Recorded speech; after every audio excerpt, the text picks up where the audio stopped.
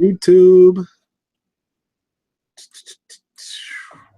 All right, says we are live, and I'm going to wait until it goes live on my channel so I can mute and or pause it so I don't have to worry. There we go.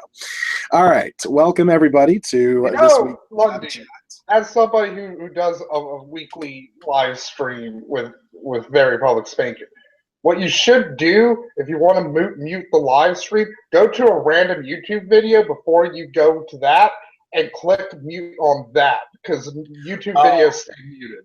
It automatically mutes it on other tabs. I didn't know that. I'm gonna have to use that trick in the future. Because I didn't find it out until I started watching videos before Very Public Spanking, and I muted one time, and I was like, oh, it automatically mutes on all of them. That's pretty awesome.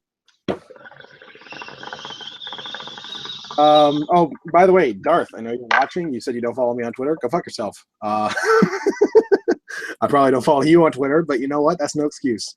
But now, let's get down to the nitty-gritty. Let's get down to the nitty-gritty. I'm here with the horrible reality we live in now. /BoogieNapalm /NapalmTheUsurper /Napalm the Phoenix / whatever the fuck you want to call him. The angriest man in Virginia right now. Yes. He's the very man who just kept screaming at his TV, why did you pick Tim McCain? He's not even liked here. Did you almost have like an Elvis moment with your TV where you just wanted to shoot it? You know? Well, like, I've learned to go out and punch trees. Like, trees don't do anything for anybody. I always love that. Like TV at least gives me interest. Like, I just really love that. Like, I've learned to channel my anger into punching trees. Yeah, and plus I'm not like Abraham Lincoln Vampire Hunter. I'm not Superman. I can't just I'm doing more harm to myself punching this stupid fucking tree. That's true. That's true. Unless you find like a really, really old and dead tree and you just end up accidentally knocking it down, then you'll feel like Superman. Oh God! If that happened, I'd fucking put on a fucking outfit like Daredevil from season 1, and I'd just go around beating up Klansmen.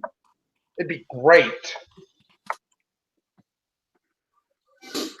So Matt's pissed, and to be honest, yeah, I am. And I'm not exactly happy myself. I have a list of people who I'm pissed at. All right. Let's go through your list. And ironically, it's not Jill Stein or Gary Johnson. Neither of them are on my list because they didn't affect fucking shit. That's true. Stein, I think, nationally got less than 0.5% of the vote. And didn't Gary get like 3%? What Democratic voters did Gary Johnson fucking take away? Who on the Democratic side voted for him? Yeah. Nobody. Maybe like 1% of a percent. Like who? If anything, Gary Johnson took votes away from Trump. If anything. Yeah, there's no way anybody who voted for Gary Johnson was like, well, if Gary drops out, I'll vote for Hillary. Like, there's no way. Like, I cannot see that as being the case because he's just so not Hillary in like so many ways. Gary Johnson is basically the libertarian version of Trump in a lot of ways. Yeah, he's a little bit more likable. I'll say that though. When I've seen him in like, he's got kind of an endearing dumb thing going with it. Like he lost. I would have been considering voting for him, but he lost my vote when he didn't know what a pillow was. I know what a pillow is. Like seriously, you haven't watched the news in the last 4 fucking years? I'm some dude. You should just know it by osmosis. I know. I was immediately turned off by him when he was doing like also like he's in favor of the flat tax. Yeah, and I'm like, that's just fucking regressive as fuck. It's kind of weird because like Gary, I would say that he's very, very similar to what a libertarian, at least classically, is supposed to be in a lot of ways. Because like half of his ideas are fine, and then the other half are ridiculous. Yeah, they're just like, how are you going to do that? You can't do that. Yeah, I think the point in time in which he sort of just it's like Trump. It's like I've been listening to a lot of radio shows recently, and like somebody called into one and they said the reason they voted for Trump is because of the drain the swamp shit and him saying he's going to have term limits on senators and congressmen. Nobody's going to vote for that in Congress. That's not something the president can just do. Be like, oh, fucking senators and congressmen only have 12 years now. Fuck you. He ain't going to do shit on that. Even the other, like the Republicans aren't going to do that because that's their jobs too. Ginger Atheist would like to note that there are polls that suggest that given two choices, Johnson supporters would in fact vote Clinton, or at least some of them would. But my whole thing is that libertarian voters on a regular basis, if they have the option to not vote, and like their candidate is not something that they can actually vote for, then they would probably prefer to not vote. Like if their only choices where you have to vote and it has to be either Trump or Hillary, they'll be like, fine, fucking. Well, look, like we know one libertarian, and I know, like, you know, that's not like a statistical perfect sample or anything, but like we both know CJ. Yeah. We know how much he fucking despises Hillary. He hates Hillary more than I do. I was willing to suck it up. I was willing to be like, you know what? As long as Trump doesn't get in, what the fuck ever. I could deal with 4 years of Hillary. Like, that'd be fine. I'll fucking eat that shit sandwich because, like, it's the best fucking thing. But now it turned out to be a shit sandwich with a stick of dynamite in it. Apparently, Apparently, Trump has actually released his 100-day plan. His first 100-day plan, and the mass deportations are actually on there. Apparently, he's planning on deporting 2 million illegal immigrants. That's one of the things he can do. That is actually one of the things he can do without the approval of Congress or the Senate, is round up fucking the Mexicans. Which is going to be absolutely scary if he can actually manage it. I don't think that he can. I think the logistics are going to be too much of a fucking nightmare to even try to accomplish that. But like the fact that that's actually in his plan, and he's like, I'm so totally going to do this. Like, it's insane to me because like. At the same time, he's done a little bit of a purge on his website, or at least his campaign has. And he's taken down the ban Muslim shit. Yeah, but like, he got rid of that. That actually is kind of shocking to me because that is legitimately something he can do as president. Is to ban Muslim immigration? Yeah, is to ban Muslims from is to ban Muslims from countries with terror problems. I would say that he can do that, but like, again, he can't outright ban all Muslims, but he can be like, yeah, we're not going to allow people from Syria or fucking Iraq or Afghanistan or fucking Yemen or blah blah blah. But again, the logistics on that would be insane too, because first there'd have to be like some sort of delineation between immigrants and refugees, like first off. And then secondly, like, I guess he could just be like, we're not taking refugees at all, in which case, like, do that too. Like, in which case that would be kind of crazy, but also par for the course when it comes to him. Like, I don't know. Every time I think there's no possible. I don't want to make predictions about what the fuck he's going to do. Yeah, because partially, I'm hoping for the fucking best in that, like, maybe he is an undercover liberal. Maybe he just actually did run as a Republican because they're fucking idiots. You know, every time I think that it's impossible for him to accomplish a thing, he accomplishes it. So I just don't even want to sit here and be like, there's no fucking way he's actually going to be able to manage to do blah. Also, I'm hoping for the best. I am. Because, like, anybody who's like, I just hope everything blows up, you're being a crazy person. Yeah. Like, it's fine to feel that way after, like, like, I felt that way for the last 2 days, but then fucking today I woke the fuck up and I was like, no, I'm not going to be sad. I'm going to be fucking angry about this shit. Yeah. I do want, like, the country to be better as a result of him being president. The problem is I'm very, very certain that it won't be. That's kind of the problem. I wish that you gotta prepare for the worst and hope for the best. Yeah, I wish that he would be everything that his supporters want him to be, but I know that he's not. Oh, you want to hear something hilarious? Guess who might be Secretary of Education? Who? Oh, Sarah Palin? Is that? Oh Nope, no, she's gonna be on nope.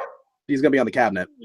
Yeah, he wants her as Secretary of Energy or something. But no, Mr. Ben, the pyramids were built by Jesus to be grain silos, Carson.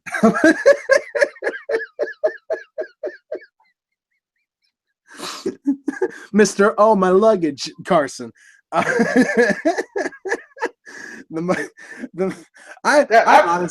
honestly think that there's something going on with Carson's brain. I think that he's going through like something. I don't know what it might be. He's a smart man in some regards. He's a fucking brain surgeon, but I think he has like the Thunderfoot problem where he's just retarded everywhere else. He's good at doing the Baker stuff, but like, listen to his videos. He's a fucking blithering idiot when he's not stealing clips from South Park or The Simpsons.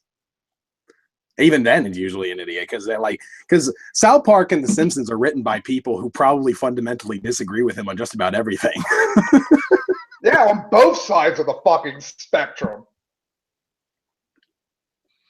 So it's kind of interesting that he likes to use them as like punchlines because they probably would yeah, be like out of everybody, I'm most angry with the fucking left. I'm angry with the fucking neoliberals. I'm angry with the fucking like PC shit. I thought that was done. I was like, we're out of the 90s. We don't have to hear about PC culture anymore. But now here we are fucking again. Well, the funny thing about that, I tweeted this out actually, I think the day after the election was, I tweeted. I'm going to say this now to everybody who bitches about PC culture. I'm like, Donald Trump won and he said, grab her pussy. PC is not a fucking thing that exists. Yeah. If it was, that would have ruined him. That's basically what I tweeted out. I was just like, the funny thing is that the success and the victory of Donald Trump has basically proven that every like anti-SJW complaint about how bad shit is. Don't get me wrong. I'm fucking mad at the SJWs too because they're turning on black people like they're the fucking problem here. When it's like, no, white women are the ones who fucking got Trump elected. They're the ones who fucking voted for him along with white men.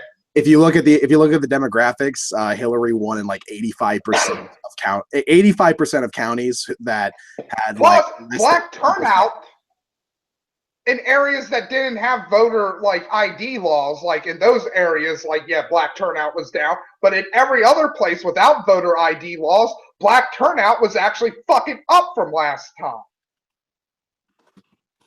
And you know what else is shocking too? And this is good because a lot of. I will say this. This is a positive to come out of this shit. For a political junkie, this is amazing. Just like everything that has happened with this. Yes, so much stuff happened that like nobody could. Here's something like nobody's talking about really. Are the people who supported Obama both times who voted for fucking Trump because he wasn't fucking Hillary. Those are people who piss me off too, because it's like, couldn't you at least vote for fucking Jill Stein or fucking Gary Johnson? Throw your fucking vote away, like a common courtesy, like. Yeah, just vote in general. Just like try, give it a shot. Just because here's the thing, like I knew that Stein wasn't going to get any substantial amount of the vote, but like that's why I'm not mad at Jill Stein supporters. Like Ralph Nader fucking crippled the fucking goddamn Green Party for a fucking generation or two. Like, here's how much everybody in the Democratic Party hates Ralph Nader. They've forgiven George W. Bush over Ralph Nader.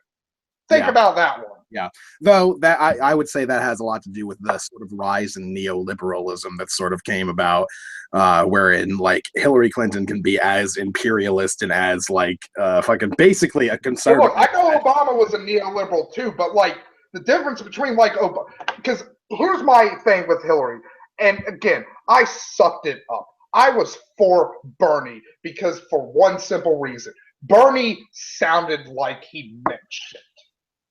Like when I listened to Bernie, and here's the thing, you might remember this. I wasn't totally on Bernie's side when the fucking primary started. I was making fun of him for like his whole thing. Like I marched with Dr. Martin Luther King. I know about black people. It's like that sounds like a crazy old man. What a crazy old man would say. But like I started listening to him, and I was like, yeah, he sounds like he means this shit. Unlike fucking Hillary. Because I will always go back with Hillary to a quote Obama said about her. It's the greatest fucking quote he's ever fucking said. It's from when he was running in '08 in the primaries. Hillary will say anything and do none of it. And people knew. Like, that's the reason. Like, and that's why I'm so fucking infuriated at her for not taking responsibility for this shit, for blaming Obama and the FBI director and everyone around her. It's her fucking fault. She is a fucking liar. She could have not lied. She could have been more trustworthy. She could have been a more likable, empathetic person. But she chose to be a cunt because she thought that was the way you make it in politics. You outmen the men. Men are fucking shitbags. You be an even bigger fucking shitbag. I mean, that's what it worked. That's what worked for Trump.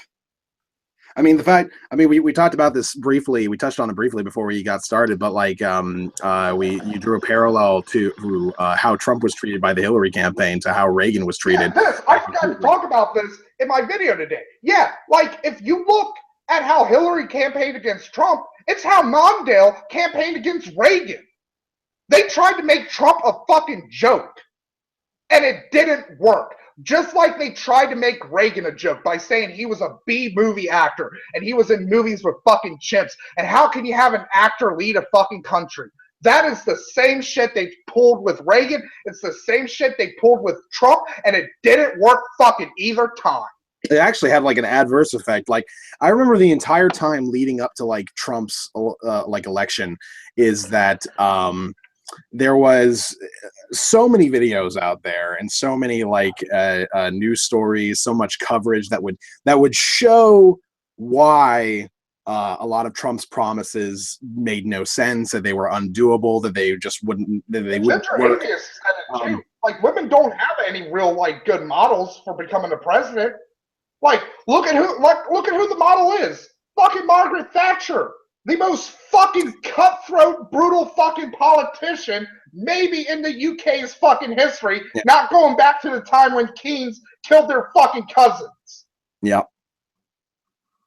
There, and because you know, as far as modern time is concerned, you can't really do the sort of like fight, like conquering all the czars thing that would be done in like in Catherine the Great's time or something along those lines. Like, it's just not going to work. You can't do that. It's not how modern society works. So there's no, I mean, not to say that there aren't like prominent female politicians in several countries, but like those countries just, yeah, most of them take the fucking Margaret Thatcher approach. Like, look at Angela Merkel in Germany. Like, yeah, she's a lot softer than Thatcher was, but she still does a lot of the same shit that like Clinton does or that Thatcher did.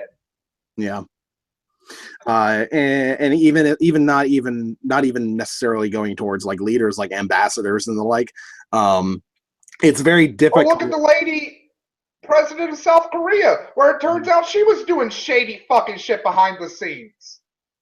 I mean, I guess just it sort of sucks that the only way to really do politics anymore, at least on any realistic level that's actually going to serve you, is that you're gonna have to play the game, and the game is very shady onset. And like, it sort of sucks because there's already this sort of like suspicion of women in politics in general. There's this implicit suspicion from I'm not going to say everybody, but a substantial portion of everybody of the population of the world, where a woman as a politician is just fundamentally different from a man being a politician, and as a result, they'll look at them differently. And then when they see them doing basically the same things that the men are doing, they're either seen as, oh, they'll be too meek to lead properly, they'll be too fucking, you know, feminine or whatever word you want to use derogatorily there, or they'll be all fucking unstable because women bleed out their pussies. Am I right? That's weird. That was actually a thing that was said from my state. That was interesting. Actually, not even my state, the closest city to me, Williamsport. The Williamsport Sun-Gazette had a dude write in and say Hillary can't be president because of her bleeding vagina. Like, that was Michael, Michael, there's bigger fucking problems now than DC not making a good superhero movie. Like, it does seem kind the of halcyon days of fucking caring about pop culture is over.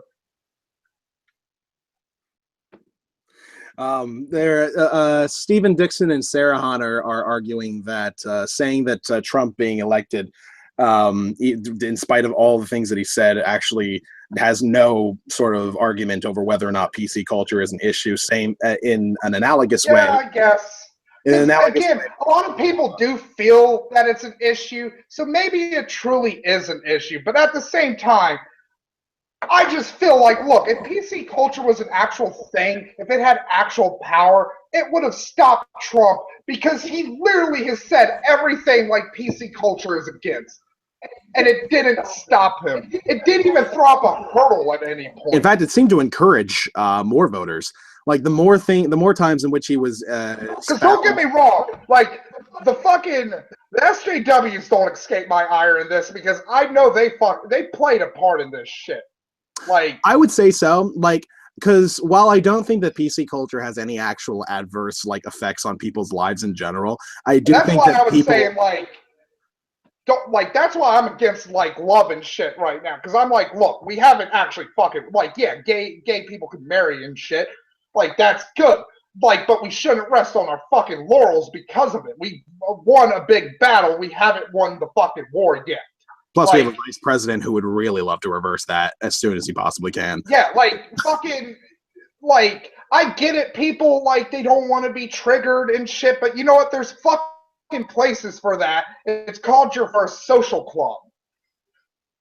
I would say that since I don't buy that PC culture has any sort of adverse effect on anybody, but I do believe that a lot of people have this perception that it does, and this perception that it does causes sort of a sort of civil unrest, so to speak, for anybody who has encountered it to some degree, where they become sort of sick of it. There's a very. By the way, real quickly, I don't want to say I'm against social justice. Before, social justice was a fucking thing before the social justice warriors came around and fucking used it as a title. Yeah. Though I think I mentioned this not only in the last video that I did, but also the last chat that I had with Dan, is that I just don't accept the term social justice warrior in general, because it's just, I don't really know what it means. I still don't know what it means. I mean, everybody has their own definition as to what it is, but there's no agreed upon definition. I've seen people say anything along the lines of it's people who advocate for social justice behind the keyboard but don't actually do anything, like slacktivists. I've seen it used for people who are activists, but they're very. That's the main definition I know, is the slacktivist one, which kind of annoyed me, because I was like, slacktivist was already such a great word. Yeah. Well, I mean, because I've seen it used for people who are the complete opposite of that too, though, is people who are so aggressive in their activism that they're actually detrimental. Topic, but that's one of the have you seen Eli Roth's new movie, Green Inferno? That's one of the reasons I hated it, because he was like, I'm making fun of keyboard warriors in it, but these people, they actually go to the jungle they're trying to save and shit, and it's that's not what keyboard warriors would do. They would just be on campus smoking pot and having sex and bitching about this. Yeah, that's what they would do. These people are actually activists. They're getting active in the fucking perceived problem that they see here.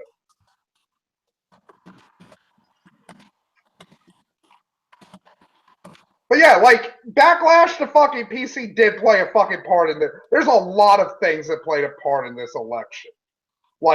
The disenfranchisement of a lot of fucking industrial workers played a huge part in this. That's something that pisses me off, though.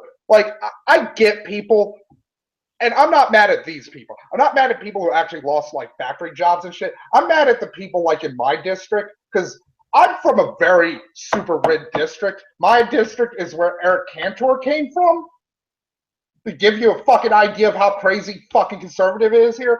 And the main thing that drives politics here are the coal mines. The coal mines haven't been opened for 40 fucking years because they mined out all the fucking coal. And it's the same way in Western Pennsylvania. Those fucking coal mines aren't going to be reopened magically. Like, Donald Trump isn't going to wave fucking Tinkerbell's wand, and there's going to be mines filled with coal now in West Virginia and Pennsylvania and Virginia. That shit ain't coming back. Yeah. I know. And the fucking car job and like the factory jobs, they probably aren't coming back because now factories don't actually make things. They make machines to make the things. I guess you could say we could get those factories here, like get the factories that make the machines. I saw that there were actually some political ads that were put out in my area anyway, which is weird because I'm in Eastern Pennsylvania. But these ads were very focused on Hillary Clinton. That's always been the weirdest thing to me about Pennsylvania. What's up? Is the eastern part of it is the liberal part? When I would have expected that would have been. It's literally just Pittsburgh and Philadelphia.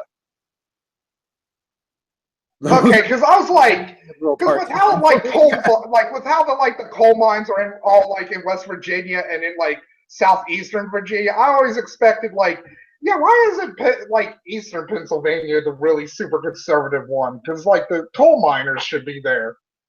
Well, I mean, the coal miners are mainly from Pittsburgh, as well as like the steel workers and the like, because that's how Pittsburgh got a lot of its culture. I guess that's something else too. That's other factors we could possibly bring back here is like raw material factories like ironworks and shit like that. Yeah. I think this is sort of something that sort of touches on why I think that Trump won in the first place, because the thing is that a lot of people just don't really give that much of a shit if Trump says anything bad about anybody. You see that most of his demographics, as far as the people who voted for him, it's vastly majoritively white people. I mean, when it comes to like minorities, like over 80% of the time they're voting for Clinton, but when it comes to white people, we voted for Trump. So, and I think that a lot of this, because you find this mainly in the middle class to the lower class, specifically in the white demographic. And I think that this is because the working white class of white people, I think that they feel like they're under attack all the time. And Trump sort of like set up this idea that it's everybody else's fault. It's the Mexican immigrants, it's the Muslims, it's all these other people who are not white people coming into this country, screwing things up. It's Obama and being president. It's the liberals that create tolerance for these people who are coming in and causing issues for everybody. I mean, shit. There was already a bunch of incidents in my state as well as several other states of just white students going around chanting white power. Yeah, shitheads. With holding up Trump signs and shit. There's been graffiti in Florida, in my state, in Michigan, and everywhere, all over the United States. It's like after Brexit. Yeah, people have been going fucking crazy right now. The only fucking problem here is fucking the UK doesn't have a version of the KKK or fucking survivalist. I mean, they might have some survivalists. They do have some somewhere, but like, I know that I've seen some documentaries covering that. I know they have like a very small culture of people like that over in the UK. I don't think that they're anywhere near as numerous as ours is, but I think the ratio is. Yeah, they're probably just living in a hobbit hole with like fucking longbows and shit. So like, yeah, they're not a concern. They're not really something to worry about over there, I don't think. Though I don't quote me on that. And that's the other thing too. I'm fucking like ISIS. Yeah. Like, how the fuck are they gonna respond to this shit? Like, they've been using Donald Trump as a fucking propaganda aid for the last fucking goddamn like year and a half.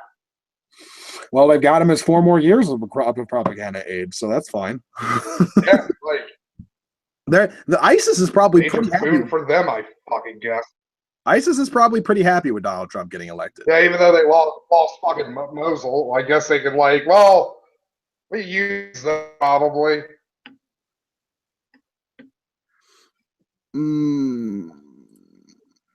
Oh shit. But yeah, I like ultimately though, at the end of the day, the people I blame most are fucking Hillary and the people who said she'd be a better candidate than Bernie Sanders.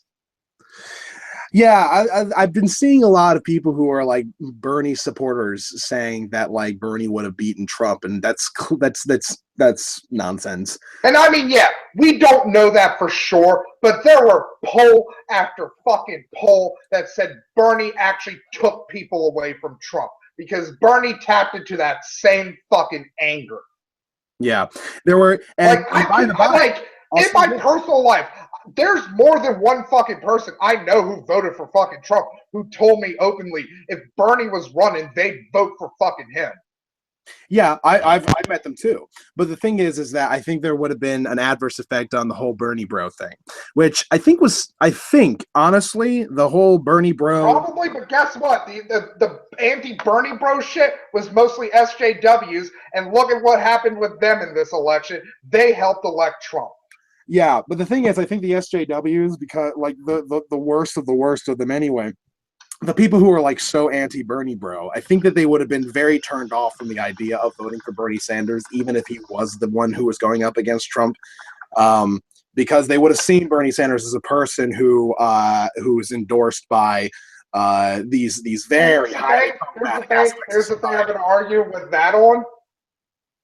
Most of the people who were anti-Bernie bro were white women, and they voted for fucking Trump. Yep. So that clearly wouldn't have helped at all. I don't think. But I just don't honestly, think. I in my fucking heart of hearts, I truly do believe if Bernie was the nominee, we'd have President-elect Sanders right now. Maybe. I'm not sure. Because here's the thing too, and this is the main reason I think Trump would have fell into the Sanders trap. Trump would have outright done anti-Semitic shit, and that would have sealed his fate. Yeah, that's true. That's the only thing.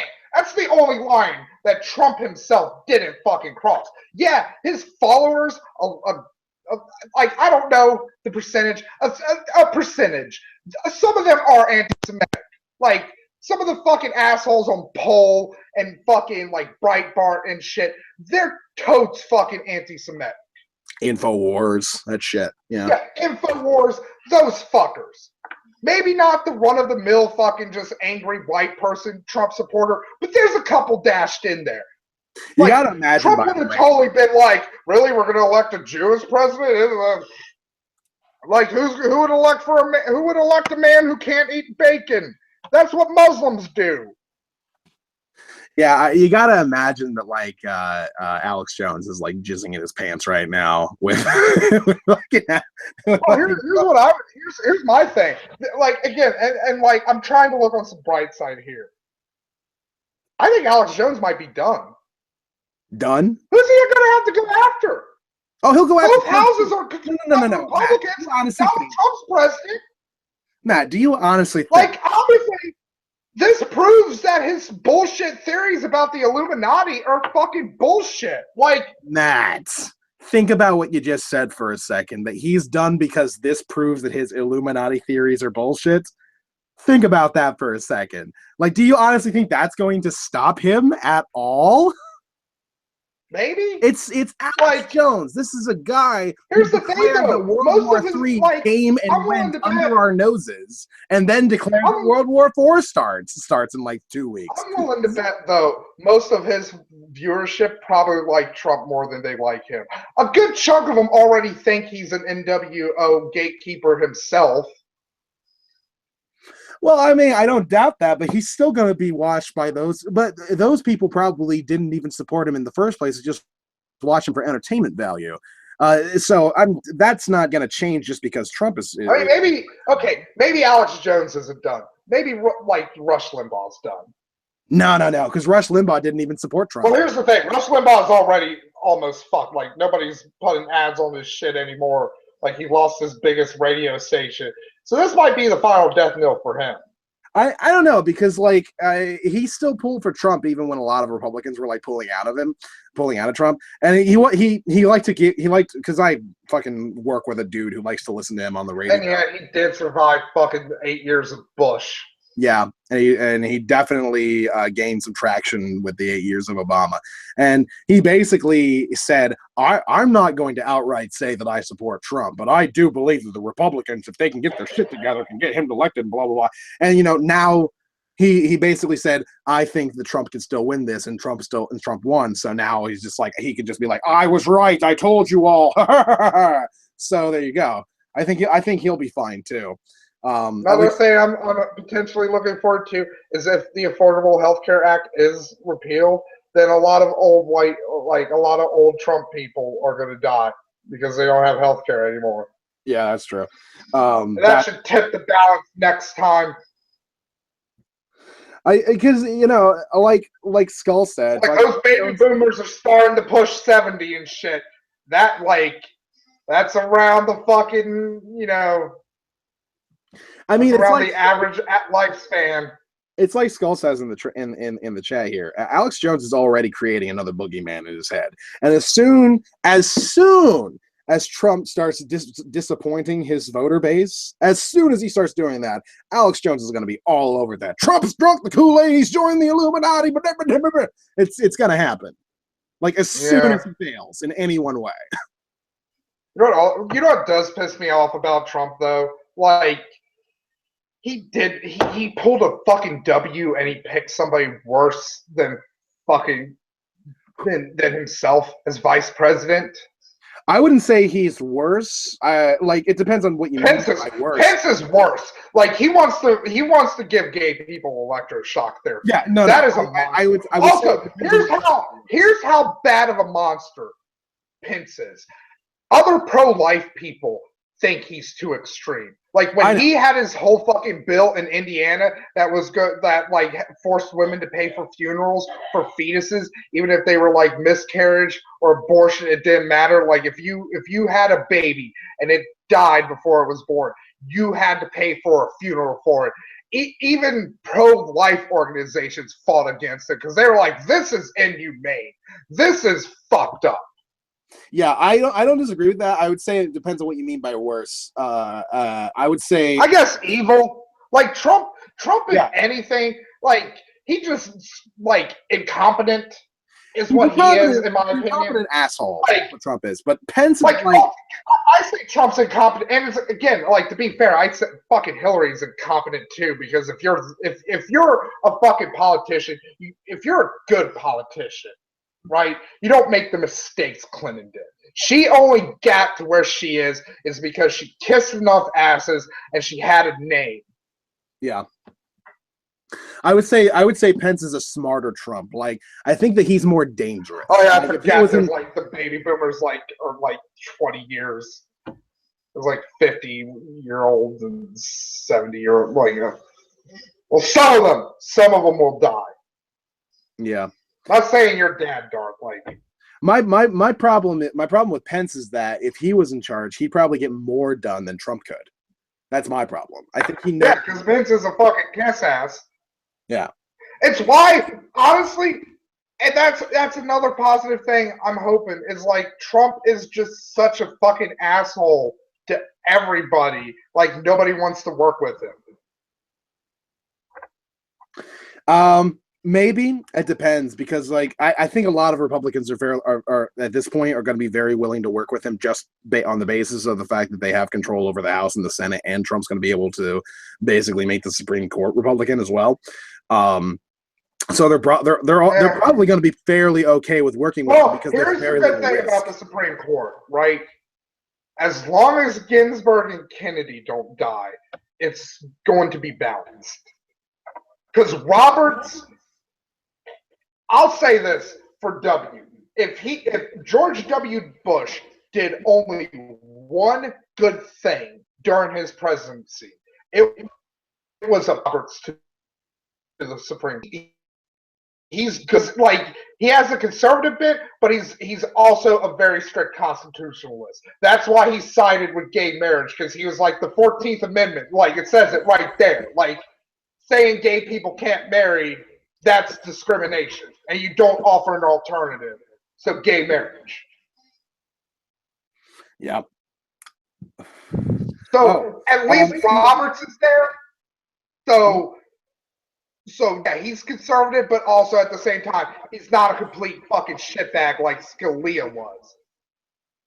And that's the person they're replacing. So they're just going to be replacing a shitbag with another shitbag. I mean, it's a pretty low bar. Like I said, it's a pretty low bar to be better than Scalia, though, when you think about it. It is, but we have to take that now. That's the reality we live in. We have to live in the reality that's like, well, he's replacing Scalia.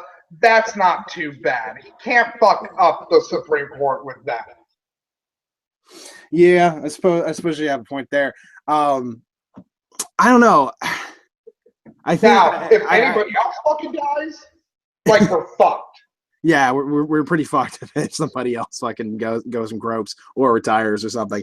That would suck. So I've been dealing with a lot of the backlash of Trump getting elected now on Facebook, because I've been going crazy on Facebook, just like saying all this shit. Oh yeah, I bet I know what it is too. Like people being like, you just have to accept it. You have to accept. Like my aunt's been giving me that. That's another reason I you have to accept it. You have to embrace it. The American. I have to channel my anger somewhere else other than my family. I live here. So, and she's like, oh, you have to just accept it. It's like, you called Obama the N-word for every day for the last 8 fucking years. Like, fuck you. I ain't accepting shit. Like, we don't have to accept anything. And they would find it very annoying if fucking Hillary got elected. I'm not saying I don't. You gotta accept it. You gotta accept it. Like, all these fucking people on my Facebook and my Twitter. There doesn't seem to be any voter fraud or anything happened. It doesn't seem like Russia hacked the fucking system or something. We as a country legitimately elected Trump. I accept that, but I'm not giving him a fucking just free pass. I'm not gonna you don't turn off the fact that you feel hatred for this man because of the fucking awful, bigoted, shitty fucking things he says. You don't just turn those off. It's not a fucking light switch. Yeah. There's no.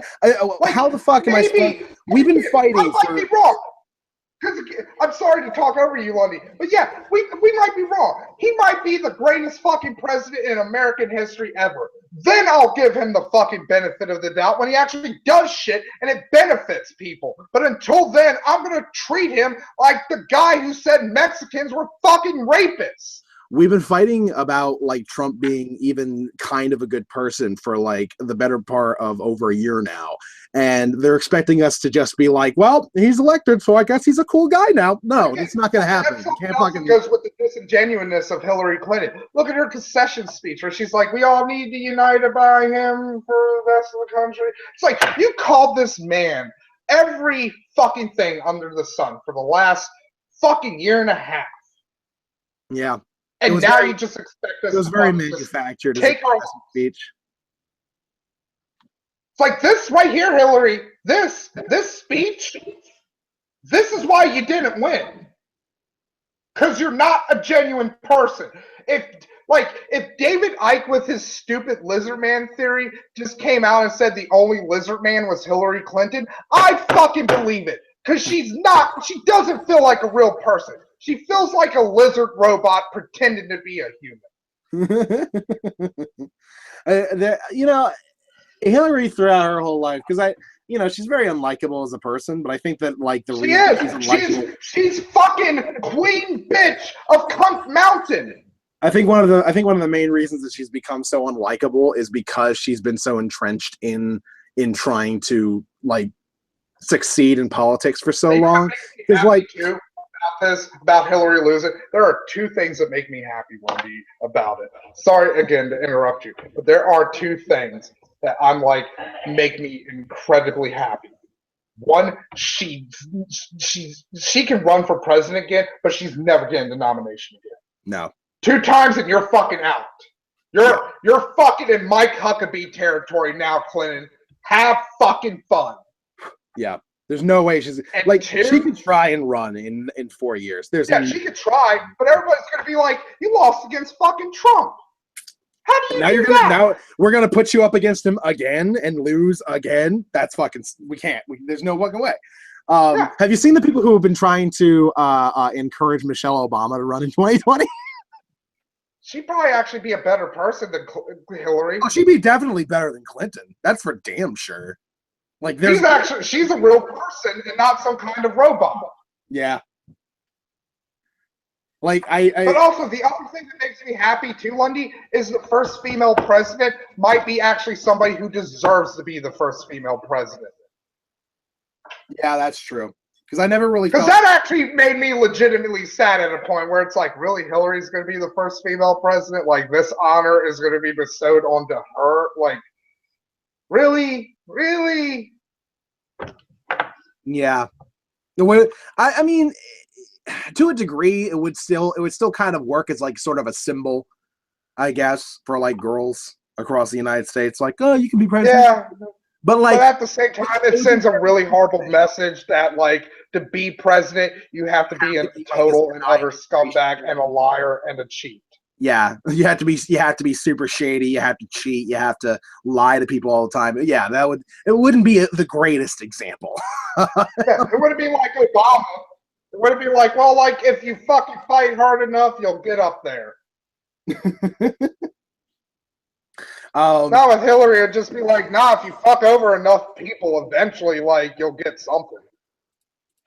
So, there's sort of like a weird cognitive dissonance that's been going on with like Trump supporters since his election. You know, we already went over the Trump supporters saying that everybody who was a Hillary fan or is anti-Trump in general has to suck it up and just accept the fact that he's president, even though there's no fucking way that they would. They did for fucking 8 years of Obama. Like, fuck you, eat a dick. Yeah, I've had like at least 3 people tell me, like, you think I wasn't pissed off the entire 8 years that Obama was president? I'm like, so you understand the anger then. So go fuck yourself. Like, don't sit there and tell me I was pissed off when Obama was fucking president and tell me that I can't be pissed off now that Trump is. Like, fucking go fuck yourself. That's so dumb. I don't understand that reasoning whatsoever. That's why the right really annoys me with their PC shit.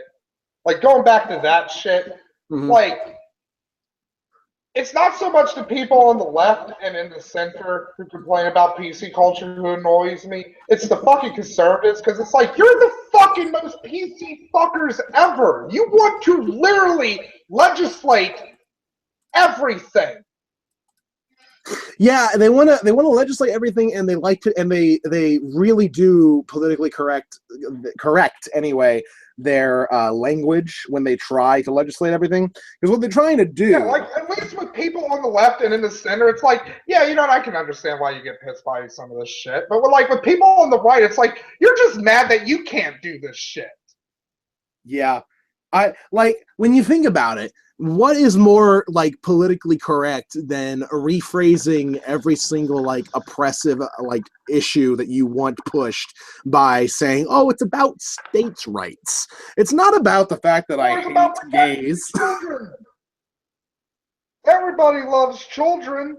Yeah, it's all about the children. It's all about states' rights. It's all about individual freedom. Against the Ban All Muslims Act, like, since we put a rider in there that protects children against, like, I don't know, sharp razor blades or fucking something, you hate children if you vote against this.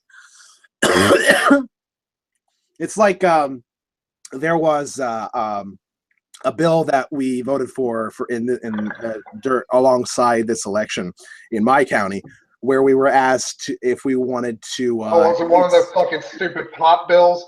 No. Bad news for you fucking potheads. Guess what? Chris Christie and Rudy Giuliani, who are going to get cabinet positions, probably Rudy Giuliani as fucking as Attorney General. Maybe Chris Christie as head of the DEA, since they both have law enforcement background. Well, not law enforcement. They're both, like, lawyers and shit.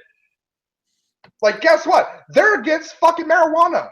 And not just, like, legal marijuana, medical marijuana as well. Chris Christie vetoed every fucking medical marijuana bill ever on his desk in New Jersey. Those people are going to be in charge. So say goodbye to your illegal fucking pot, you imbeciles. So we, in my counter, we had a bill that went alongside the election that we were voting for, which asked us if we wanted to instill a 75-year limit, like on judges. Like if a judge is 75 years old, they have to retire. Now the implication I'll from be this honest, I bill, kind of agree with that. I'm like, you know what? We take your driver's no, no, no, no, no. away Here's the at thing. 75. You probably shouldn't be a judge either. No. Here's the thing, Matt. The implication of this bill is that there isn't a retirement age, or that the retirement age is higher than 75. It's not. Right now, it's 70. Oh, So, fuck. so basically, what So they're they're trying to doing trick you. here, They're like, we got this one judge in our pocket, but like he's like 71 and he's got Alzheimer's. We need to pass a bill. yeah. So let's pass a bill to keep him in our pocket a little bit longer. That's basically what this was. But they tried to make it look like we're trying to limit the power of judges. Like you have to retire eventually. And also, I know we've been like a shotgun tonight, like just scattered all over the place. But going back to why Trump won, that's another reason fucking Trump won. Is he did it despite the Republicans. The Republicans threw everything in their machine at him, and he still fucking prevailed. Yeah. The Republicans did not want him to be their candidate whatsoever. They were very much the ultimate outside. That's why no substantial proof, just a feeling in my heart. Bernie would have beat Trump because he was also the outsider. He was fighting against the fucking democratic system, which we know, like, if not outright rigged against him, the Democrats did some shady shit. Yeah. We know the Democrats from the WikiLeaks stuff. We know that the DNC basically were like, let's do what we can to discourage voting for Bernie Sanders. What we can do, we can play on the fact that he's not very religious, or we can play on his background, his cultural background, stuff like that, which was such a dick move, really. And then Bernie Sanders had to go and be like, I understand why he decided to just go ahead and back Hillary after. I wasn't happy about Bernie having to do fucking like a little dancing show for fucking Hillary supporters. Yeah. Do a little soft shoe. I thought that was fucking degrading as fuck. Because I have to think that there's that he. You know who didn't do that shit? Fucking Hillary in 2008. She campaigned like once or twice for fucking Obama, and then she was like, I'm out of here. Yeah. Like Hillary, because, well, here's the thing though. If you notice, do you remember Hillary back in 2008, her sort of like fighting against Obama, of like the tactics that were used by her campaign, where a lot of them were refined into the tactics she used against Bernie Sanders. Yeah, it was the exact same fucking tactics. Basically, what she did was she was trying to basically say that Obama supporters were misogynist, which she did against Bernie as well, hence the Bernie bro thing, which really, there was no like mainstream Bernie bro quote unquote fucking thing. That wasn't a thing. I mean, maybe there were some people who were like misogynists who were like pro Bernie, whatever, but that wasn't in any way a substantial portion of the Bernie supporters. Like, nobody had any actual statistics on that. Nobody had any actual like data on that. It was just little anecdotes here and there. So really, this was a scare tactic by Hillary's campaign. It was the exact same thing that she did with Obama's campaign back in 2008. I mean, this is exactly what she did, and people fell for it again. Yeah, like, and it happened to work this time because, like I said in my video, like, I had some problems with Bernie's message and the fact that he didn't tailor it more to certain groups. Yeah. Because, like, Bernie, like, we get it. Wall Street's a problem, but it's not the immediate problem for fucking everybody. Yeah, there's a lot of problems all over the place, Bernie. You can't just be like, there, fucking 1%. Like, yeah, that's an issue. Please don't make it your only issue. Like, yes, you can argue that like Wall Street is like the middle of the wheel. It's the middle spoke It's the axle in the middle of the wheel, and like through the tangled spokes, like the criminal justice system is like fucked up by Wall Street. Like, black people don't want to hear all that. They want to hear, how the fuck are you going to keep their fucking children safe from being shot by cops? Yeah. That's what they want to hear. They want to hear your immediate fix to that problem, because that is one of, if not the most pressing concern for them at the moment. Yep. I'm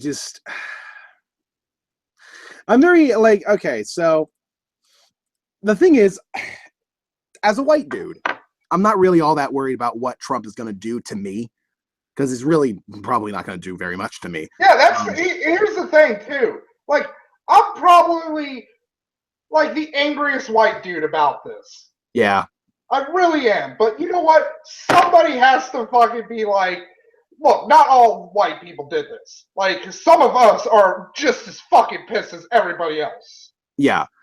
Because like I'm one of the people who is just like, you know, it's kind of amazing. 52% of white women voted for fucking Trump. When you had like Republican women, like lifelong Republican women, who are just like, this is too much for us. Like, we can't fucking do this anymore. We can't support him anymore. They're switching sides, and yet he still got the majority of the white female vote, which was just amazing to me. And you know, you can say, well, it's because that they are. Well, again, it goes into like shit we've learned after the fact through like things like the Podesta emails. Yeah. Like we know that the media was massaging the poll numbers now. Yep. And like, well, I mean, there were so like a lot of people were like, are vindicated now. They're like, the media lies. So yeah. They probably lied about a lot of the shit Trump said, even though there's actual video of fucking Trump saying the shit. Yeah, it's not like they're just making up Trump quotes. But the thing is, this is sort of like the sort of main issue I have with Trump being elected, at least as far as how it's going to affect like my immediate like surroundings and stuff. It emboldens the people who are filled with hate. It emboldens the people who are like very. That is why I'm like, we shouldn't get sad about this. We should get mad. We should fucking anger those fuckers. Yeah. Not hate. Because they won based off of hate. So you know what? If hate's gonna fucking win, then let's be more hateful. Like, yeah. Let's be angrier. Clearly, well, yeah, angrier. It's probably a better term. Clearly fucking peace and love and shit isn't working. It's not. Here's the thing. Ultimately, I don't want any harm to befall the people who voted for Trump, unless they're actual, like, fucking Klansmen who murdered people. Like, yeah, fuck those people. Yeah. But, like, the people who just voted for Trump out of the fact that they're scared stupid for various reasons, I don't want fucking bad things to happen to them. I want them to fucking be, like, where everybody else should be, at a comfortable level where they're happy. Yeah. Which is why they voted for Trump in the first place, because they think that he's going to do that for them. He's not. But there's this honest not, but who fucking knows? Again, at this point, like, I don't know if I told you this, Lundy. I might be a Maltheist now. Yeah, you said that in the Skype thing. You said, because like nothing makes sense anymore, and I'm like, maybe God is real, and he's just the biggest fucking asshole of them all. Yeah. Maybe God's real and he's just an asshole who likes to make people suffer. That's obviously hyperbole, but like, I don't know, there's some way. Who knows? I mean, at the very least, I think I'm an agnostic now, where I'm like, you know what, God might be real and he might be the greatest evil of all time.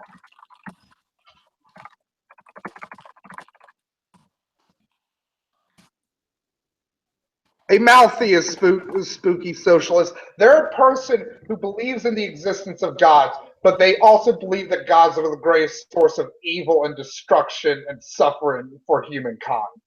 Funnily enough, I think there was actually a sect of Christianity that was a little bit Maltheist in the way that it in its early days anyway, which was Gnosticism, which basically said that the God of the Old Testament was like this evil, terrible God who was. That he had a kid, he chilled out, like a lot of people when they have kids. the kid basically was like, it was going to like lead them into this new age, and like save them from the evil guy. Basically, that was. I mean, that's reducing it to a very simplistic level, but that's like the basic, I guess, of Gnosticism. But it's a pretty fun thing to think about, and it's also actually analyzed somewhat and referenced heavily in a video game I really like, which is Xenogears. And if you haven't played that before, I'd really recommend it. That's going off on a whole fucking tangent, but so again, we've been shotgunning the shit out of these fucking issues and topics and stuff and going all over the place. I just want to kind of like I said in my video today, if you want a nice scripted, well thought out video, you go to Mr. Script Guy. Numbers. Yeah, I don't remember the numbers I can't do this either myself because I can't do the direct upload thing from fucking YouTube that lets me record from my webcam on that, so I can't like have a script like put up, and I can't print one out because my printer doesn't fucking work. So I have to basically be a rambler now. But anyway, so yes, Xenogears is awesome. Anybody who hasn't played it, fucking play it. Oh my god. Anyway, so I just wanted to go back. So I've been having arguments all over the place on Facebook, and there's this prevailing, I guess, thought, which is that hardworking America, quote unquote, has chosen Trump as their representative. I've seen it from a lot of more conservative friends of mine. These are basically people who have decided that if you didn't vote for Trump, you're not a hardworking American. Like, yeah, that's making the assumption that like Hispanics, blacks, yeah, Asians, it's else, kind of a veiled racist thing. They're all lazy. Yeah, it's a veiled racist. They just want to be on that government aware. team.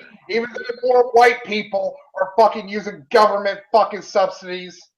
Because these people are well aware that that minority communities vastly majoritively voted for Hillary. They're well aware of this fact, and yet they're still saying the hardworking Americans chose Trump. So what they're saying is that all the minorities are not hardworking Americans. It's a very veiled racist thing, and I think, and I don't think that I don't know if they realize that or not, but I think it's kind of interesting because one of them even posted the statistics that demonstrated this fact to be the case, and still and accompanied it with saying that the hardworking Americans are the ones who voted for Trump, because he showed me the graph that showed that like basically people who are making $75,000 and over were the people who majoritively voted for Trump. That's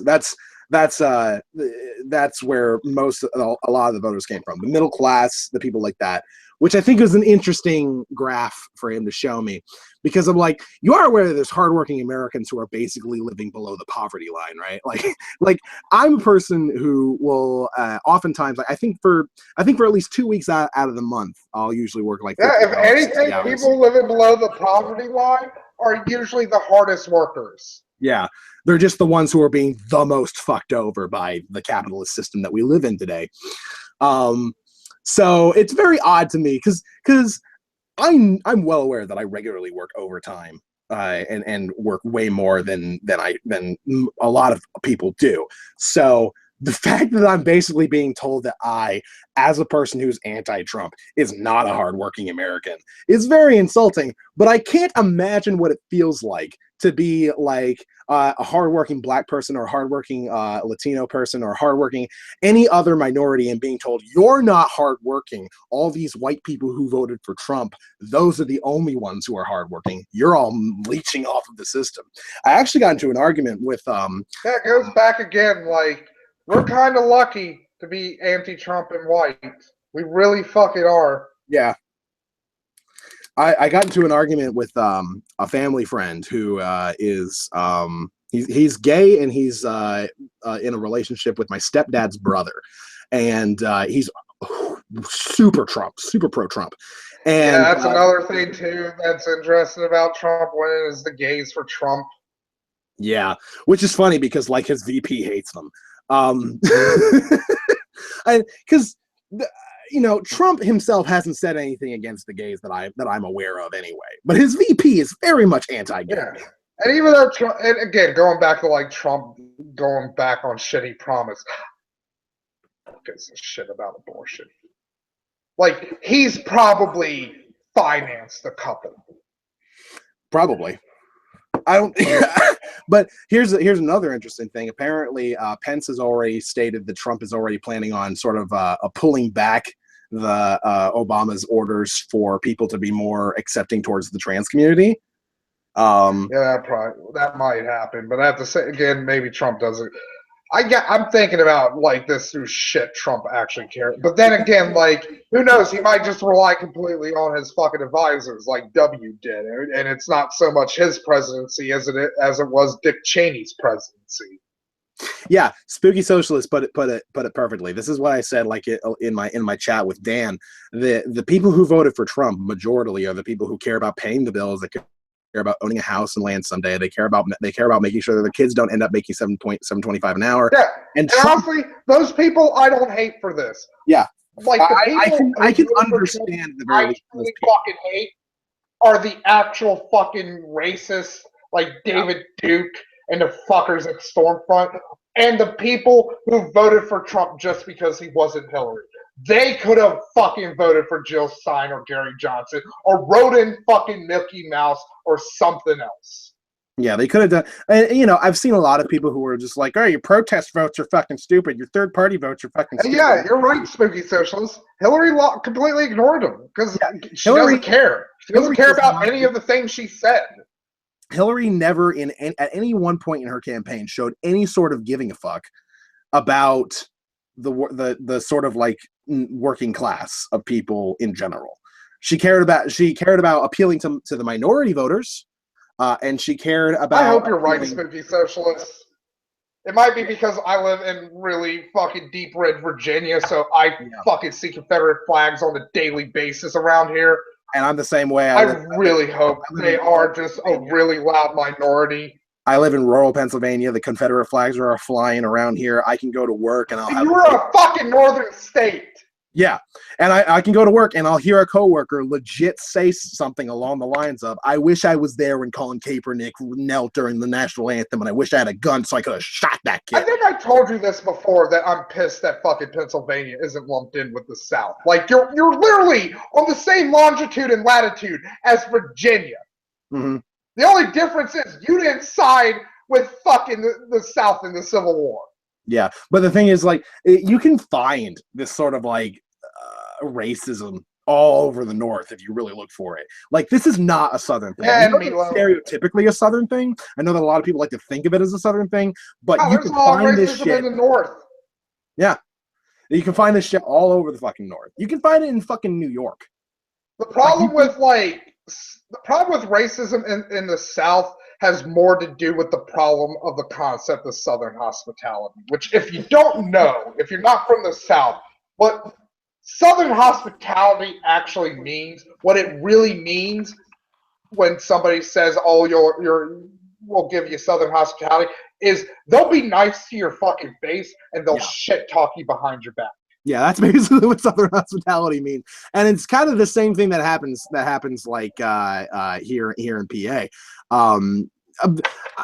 People will be nice to you. PA is the South. I don't care what anybody says. Which, really, to be fair, Virginia's not the South. It's the Mid-Atlantic. But no, we get lumped in with the fucking South.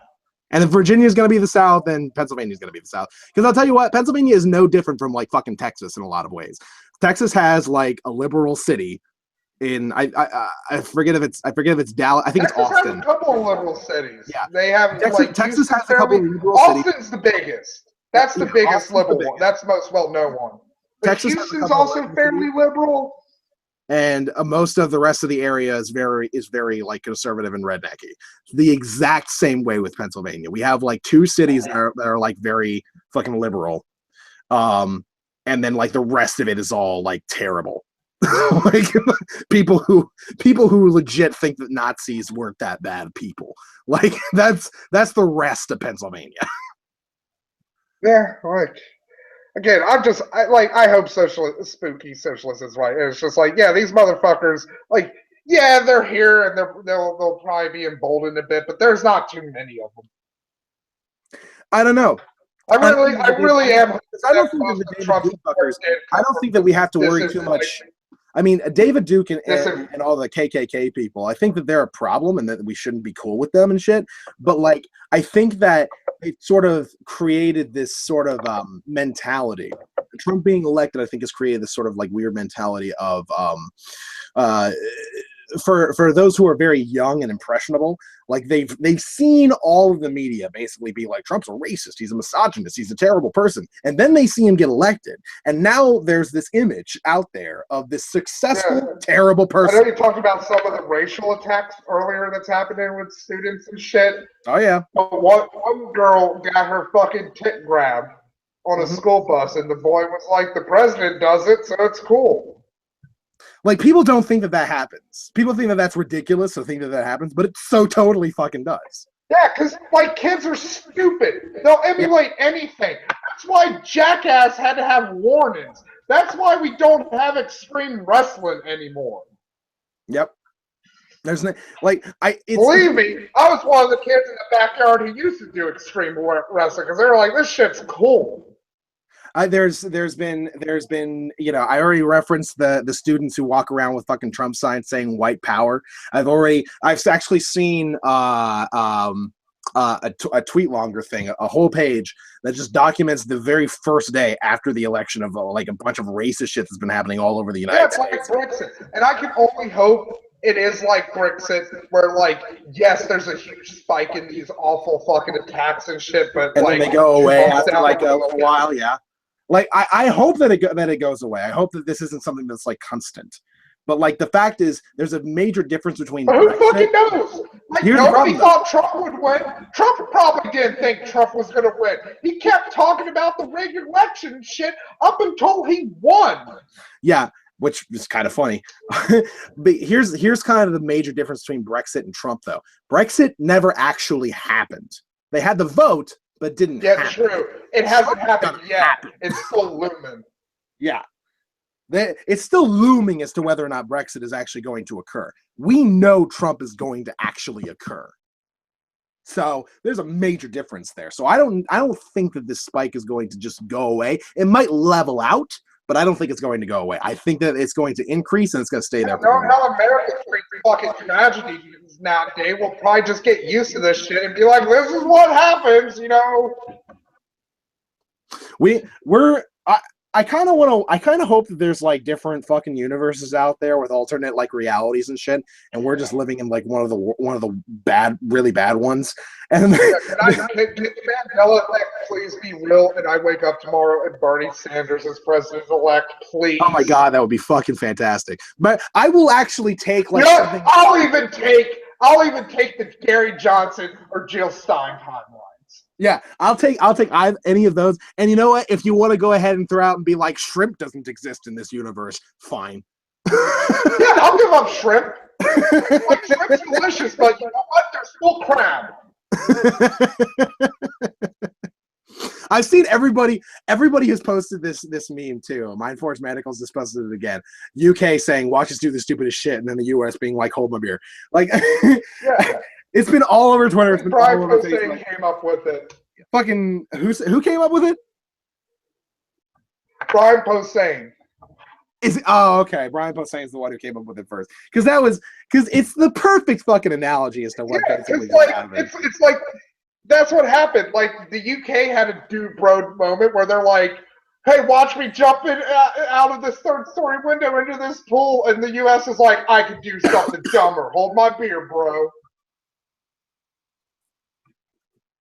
Yeah, I think that here's kind of one of the silver linings that I've noticed. Also, real quickly, I just had this thought, and this is something that does piss me off about every fucking Trump voters. Yep. Everyone. They blame the Democrats for like the last 4 years. Democrats only had one branch of government. Yeah. Both houses. Both fucking parts of the electoral have been controlled by fucking Republicans for 6 years now. Yeah. Here's a silver lining about that, though. I think that because the Republicans are going to have like basically complete power over the federal government, if shit does not go well, if things don't get Hopefully better, they get blamed. But yeah, maybe then not. Maybe this they is a literally perfect will case have scenario no. for them. Because if Trump does or if they fuck up and Trump gets the blame, they could be like, we never liked him in the first place. No, but that's the thing. The Republicans still voted for him, and the voter base, still voted for him, and they had high hopes for him. So like, no matter who gets blamed, that for whatever fuck ups happen in the future, it's only going to serve the people who are anti-Trump or the people who are anti-Republican and shit like that. It's only going to serve that side. Whatever fuck ups happen in the government the next like 4 years or 2 years, depending on what happens with the House and shit. Mr. Night Falcon does bring up that they will probably try to blame Obama, but that shit will only fly for like the first year or two. Yeah, that's why I kind of posted a tweet. I'm just like, how long do you think do you want to bet before like Trump supporters start getting disillusioned by Trump? Do you want to give it like a year, maybe 2? Probably a year. I'd say like easily sometime within the first year. I mean, the fact that he's laid out his 100-day plan and it's and like a lot of them are things that can't be done in 100 days. There's no way he's going to actually accomplish any of this shit in 100 days. Like, but the problem is like so much of it is like bad, like really bad. Like, I'm gonna deport 2 million illegal immigrants in the next 100 days. Like, holy shit, how in the fuck do you even plan to do that? Yeah, are you gonna mobilize the army? Yeah, like, what are you gonna do? How much? Where is he going to get the funding to do that? Like, first he's got to get Congress's approval, which maybe he will because also I thought a lot of states. Like, how do you think states like Texas would handle that? Like, they got all pissy when fucking Jade Helm was fucking happening, when the military was running exercises. How the fuck are they going to feel when Trump is fucking literally sending tanks and troops and armored carrier personnel and helicopters and shit to Texas to round up fucking illegal immigrants? How are they going to feel when there's actual U.S. soldiers in the streets taking people? They'll just be hypocrites about it because they'll be like, "Oh, this is fine. If they're doing this, that's fine. But if we don't know what they're doing and there's a Democrat in the office, now we have a terrifying thing, and this doesn't get talked about a lot, but it's a really super fucking terrifying thing. The internment of the Japanese during World War II, that was ruled lawful by the Supreme Court. Yep. That was ruled lawful. Granted, we ended up apologizing for a lot. Really interesting fact about it, for a lot of people who don't know, it's also one of the facts segregation got thrown out is because the Supreme Court ruled interning the Japanese was cool because there was a perceived threat to America. It wasn't a real threat, but it was a perceived threat, and that's good enough for the Supreme Court. That's why segregation got thrown out, because a lot of the segregationists were like, we interned the Japanese, and the Supreme Court was like, well, there was an actual reason here. Like, we're not at war with fucking black people. Yeah, but they, with the sort of semantic games that are played in politics these days, they'll still say that we are technically at war with black people because black people commit the most crimes. We have a war on crime, and they'll use that shit like the internment of the Japanese. He could easily use fucking national security grounds to do fucking a lot of shit. Yeah, a lot of again, how are the fucking asshole conservatives, asshole people on the right, asshole conspiracy theorists, how are they gonna fucking feel when like Mexicans or Muslims are being rounded up in camps if that happens? How would they react to that? I know how I would. Abject terror and horror. You gotta wonder how many of them are actually voted for Trump because they wanted that to happen. I hope it's not a lot. Like, it's not going to happen. Like, I'll say this. I think that a decent amount. That's the terrifying thing. That is one of the things the president can do without the approval of Congress or the Senate. He can do that shit and ask for no permission. He can just write a fucking thing and say, this is what's happening. We're rounding up all the Mexicans. He can in the same way that he can just send troops wherever he wants to go. But the thing is, there's still logistics involved, and he still needs to finance it. Yeah, well, that is going to be the problem. But at the same time, he can't fucking do it. Yeah. I'm I'm very worried about what's going to happen in the next 4 years. Like I like to Again, think, I'm hoping for the best. I'm like hoping against hope that maybe he'll be the best. Maybe by some weird fucking like turn of events, it turns out like he's actually like how people really think Mother Teresa really was. Like he'll fucking sit with the sick, like tend their every needs, like instead of just letting them die on a concrete floor. I'm just worried because I feel like nothing is real anymore. Like I'm just in that sort of state. Welcome to where I was for the last 2 days, where it's just like, is God real? Like, am I wrong to be an atheist? Like, because I was so like, there's no point anymore. There's no future. Donald Trump's president. I should just smoke meth. Because I was so incredibly certain that there was no fucking way in hell that Trump was going to win PA. There was no way. PA hasn't voted for a Republican candidate for president in over 30 years. It's not going to happen. Cuba, well, not Cuba. I wasn't shocked that Florida went fucking Republican because the Cubans were pretty fucking pissed with like the whole fucking embargo being lifted on Cuba, and the Cubans are a solidly Republican voting bloc. But yeah, PA, like, your fucking state should be better than that. Yeah. I knew that in my local area, Trump support was going through the fucking. How the fuck is Virginia a blue state and Pennsylvania isn't? I don't know. Well, you know why? It's because we have a Republican senator. That's one thing, and he's been in office for the past like 12 years, and been reelected, and he's also been a state representative for longer than that as well. So, and Pat Toomey, I believe, and he won again, which I'm so pissed off with, because like we did talk about that. Mind Forge, we did talk about them removing the ban Muslim thing, but yeah, here's again, it's the fucked up thing. He couldn't do that. He might have removed it because he's like, you know what, I was an inhumane prick for saying that shit. But it's not. He didn't remove it because it's not something he can't do. He can do that. It's just a weird thing for him to remove the ban from Muslim immigrants and refugees and shit from his website. If anything, he should have removed the fucking term limits for fucking Congress and the Senate, because that shit ain't fucking happening. There's no way, even if both houses are fucking Republican, there's no way those fuckers are going to vote for fucking term limits. That means they'll be out of fucking jobs, not just the fucking Democrats. Yeah, there's no way they're going to allow that to pass. They're like, we're in power now. We're not fucking giving it up now. Like, there's no fucking way. I don't know how he plans on doing that shit. It's just weird to me that he would remove the. If he actually believes that shit, he's a blithering. Also, something I'm worried about as somebody from Virginia. Virginia's probably going to be hit with a fucking recession. Because if Trump does just fire a bunch of people in Washington and shit, guess where they fucking live? Northern Virginia. And guess where most of the money in the state comes from? Because well-paid government officials are being taxed. Northern Virginia. So if Nova gets fucked and a lot of people lose their jobs, the rest of Virginia is fucked. Oh God.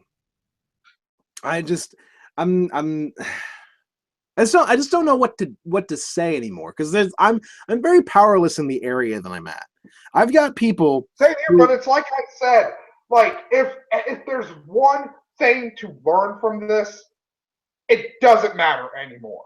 Like Trump proved you don't need experience to hold a public office. So like run for fucking public office. I'm thinking of doing it. I'm like, there's always some fucking position that's uncontested. I could get the fucking $25 to get on the fucking ballot.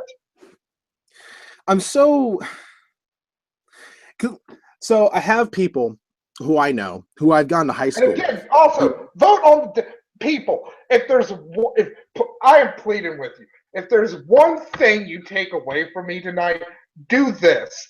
Vote on the down ballot races. Yeah, that's definitely very important. We can't just focus, like, okay, Because that's how you turn a red county into a blue county. That's how the fucking Tea Partiers did it. That's how those assholes who are against education got into power. They started with the fucking school boards and shit. If we want to actually change shit, if we want to, because if you want to see that fucking map that is like so many counties, like an amazing amount of counties as being red, if you want to see that map turn at least somewhat blue, you gotta work from the bottom up. Or we can have an armed revolution, whichever way you want to go. I mean, there's that too. I personally not want to do that because, like, that'd just be fucking awful. Yeah, I don't imagine it will go very well. But if you want it, like the most realistic thing I'll say that you can do is working from the bottom up. Get your mayors. Yeah, because one, nobody votes in those elections anyways. So it doesn't take that many people to swing one of them. Very few people. You can literally get like 20 of your friends together, and you can probably elect a mayor. Yeah, if you can actually get on your local level some people together to do shit like that, you'll be fine.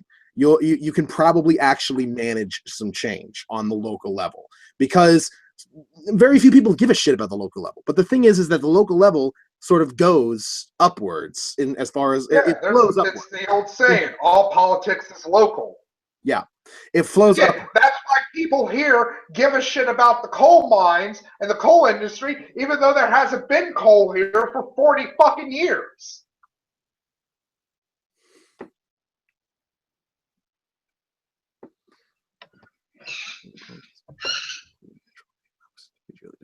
Yeah, I'm not gonna like argue with you on that one, Spooky. Like, I completely agree that there's very little change that's going to happen that isn't capitalistically motivated. Like, the fact of the matter is, Trump is only going to help the people who are the 1%, because he's a part of that. He's going to help himself, and as a result, he's going to help other people who are like him, rich fucking business. But you can get shit done on the local level. Like, it's proven. The Tea Party did it. The fucking anti-evolution people did it. Like, people, like, there's so many people on our side smarter than them. Not everybody on the left is smarter. Obviously, like, we have our fucking dipshit idiots as well. Look at the fucking neoliberals who thought running a fucking person who was more hateable than Donald Trump would actually work out in the end. Hazy Hills brings up a good point, and the problem is in red states like Texas, and I've also experienced this issue. A lot of like judges and sheriffs and local people, they usually run completely. Well, yeah, judges and sheriffs. There's like a lot more hurdles there. But if like somebody's running for treasurer unopposed, you can get on the ballot. Like you have to get like $500 or something together in a lot of places, but like it's doable. You can get there. Yeah. I like, yeah, there's some positions that are still going to be out of reach, unless you have like a law degree or like a background in law enforcement or something, like military. For my county, our local representative was running unopposed, Republican, and there was a guy who was basically forced into unemployment because of some tax, because of a tax thing that came through on vape products. He ran a vape shop, and he basically ran out of business because of the new taxes on their products and the new sort of like the new regulations on their business. And he was basically really pissed off about it. And he's like, and he went to our city, our local city, Williamsport, and he said, everybody write me in for representative, and I'll see if I can get this, if I can get some shit changed as far as what I can do. Now, he didn't succeed. And I think that the reason he didn't succeed, or at least a big reason, is because he said that like a month before the election. He had very little backing. He had like nobody who was like joining him or helping him campaign or anything like that. He just went to the newspaper and said, "Write me the fuck in." That's basically what he did. But I think if you actually care, and you're charismatic enough, if you're enough of a leader, you can probably inspire a lot more people to care about local elections than what they do now. And I think that's a big thing that you can do to try and figure out how to fix things on a local level. I mean, I know representative isn't exactly a local thing, that's federal, but at the same time, yeah, like a lot of people don't bring up the fact that, like, yeah, a lot of local races are unopposed. That's because a lot of the Democrats don't think it's worth it. Yeah. Like, you have to make it worth it. You have to be like, there are people here willing to fucking change this broken ass backwards system. Or fucking another party. Because, like, you know what? The Libertarians actually do really well on the local level, and the Greens do reasonably well as too. So you don't have to be just stuck with the fucking Democrats on the local level. You can branch out into other parties. Because other parties actually have a real legitimate shot at the local level. I know that it's such like a cliche to say this sort of thing, and I know that it doesn't really inspire a whole lot of confidence in the system. But when you say something like, "Oh, please, just go knock on doors, put up signs," when you say stuff like cliches became cliches for a reason, though. Yeah, people forget that cliches became cliches because they're fucking true, or they work in like literature. That's not necessarily the case. Yeah, true. There's some cliches like. Yeah. I don't think you can say that. I've heard thinking about it. I can't, because like I'm thinking of all the racial cliches now popping into my head, and I'm like, you didn't think that through. No, I did. This is what happens when you speak from the heart and off the cuff, folks. You say dumb shit sometimes. I have a piece of candy in my mouth, by the way. That's why I'm probably talking so weird. Oh fuck! Sorry, I'm trying to like do everything at the same time, like read the chat, make sure the chat's involved while also talking to Napalm. But Napalm, you are speaking a lot more than what we usually do whenever we do something like this, which I really like. You are clearly very emotionally driven for this, and I like it. I love it. It's really fun. I am. Like Lundy, there's only two options for me now. It's either get angry and make videos and rant about this shit, or it's hit the fucking liquor bottle hard, so fucking hard it owes me money. Yeah. I myself, I'm so fucking like enraged. I said in my video earlier, fucking sadness doesn't do anything. Like it's not a motivator. Anger is the motivating emotion. It's the emotion that gets shit done. It's really hard. We can have love and shit when we're content. Because, you know, like I said in my video, that's what love comes from, is contentment. You're in a safe space. You don't want anything to change. There is no injustice to fight. Oh, there are guys sharing in the video description I haven't seen before. And again, that's another reason why Trump won. Because more of those people saw an injustice. It might be real, it might be fake. Who the fuck knows? But they perceived an injustice, and it made them fucking angry, and it motivated them. Hold on. Yeah. Yeah, I put Napalm's link in the description. My fortune. We on the left have been we've been resting on our laurels. We've had it too fucking good under Obama. Even with the Republicans in control of both houses, he made us too comfortable. Even with all the awful shit like fucking black people being fucking shot like 3 a day.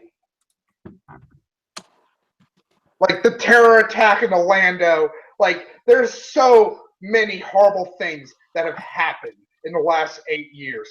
But fuck it, at the end of the day, like, good was winning, you know?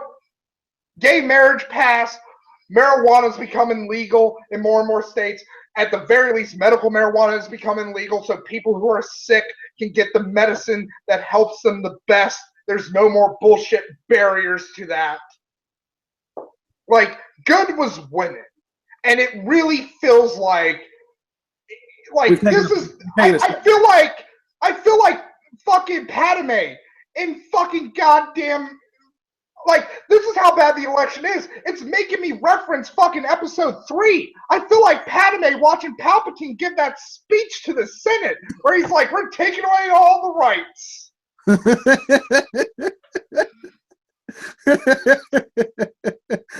Trump's the fucking Trump is Emperor Palpatine. He's got the skin condition for it, that's for sure. Yeah, I'm just like, is this real? Is this what's happening? It's funny that you've actually been driven to referencing episode 3 and shit, because I know you hate the prequels. Like with I do. And like they're well, who doesn't? Except for fucking assholes who, like, you know what, children. If those were the movies you grew up with, you can like them. But anybody my age or older, if you like those movies, what the fuck is wrong with you? Have you heard Brian Posehn's bit about the fucking prequels and how like his kid won't have to worry about him about like hiding most things, but if he likes the prequels, then he'll like disown his kid. Like, oh, yeah, you gotta hide that. Yeah. Although I'm more like, look, if you're a kid, if you're a child, if you're younger than 30 or 25 or something, like, you can like the prequels. You were a kid, you're dumb. Like, there's a lot of dumb movies I liked as a fucking kid. I mean, I'm not going to sit here and say that there's no redeeming qualities in the prequels, because I think there are. But, like, overall, I don't like them. I mean, I think that they had some good intentions in the world-building aspect. Well, let's be honest. The first one's completely useless. You could get rid of the first one and, like, just start at clones, and nothing would be different. You wouldn't really have a whole lot that was lost. But the thing is like, okay, so a lot of people are pissed off about the first one. I don't know if you've seen this, but Mr. Sunday Movies, like, he had the best critique for Plinkett's review of Force Awakens. Yeah. Well, it wasn't a complete critique of the video, but it was a critique of one of the aspects. And it was how Mike, I'm not going to call him Mr. Plinkett because that's a fake character, how Mike would rather have had the fucking prequel, like, not the prequel, but Force Awakens be about the 20 years in between the original trilogy and the new trilogy. But Mr. Sunday Movies pointed out, that's not Star Wars, really. Like, Star Wars is all about just throwing you in a situation. It happened with A New Hope. It happened even with Phantom Menace. They just threw you into this situation, and it's like, shit's already happened. Mm-hmm. There's a backstory here, but, like, you're only getting part of it.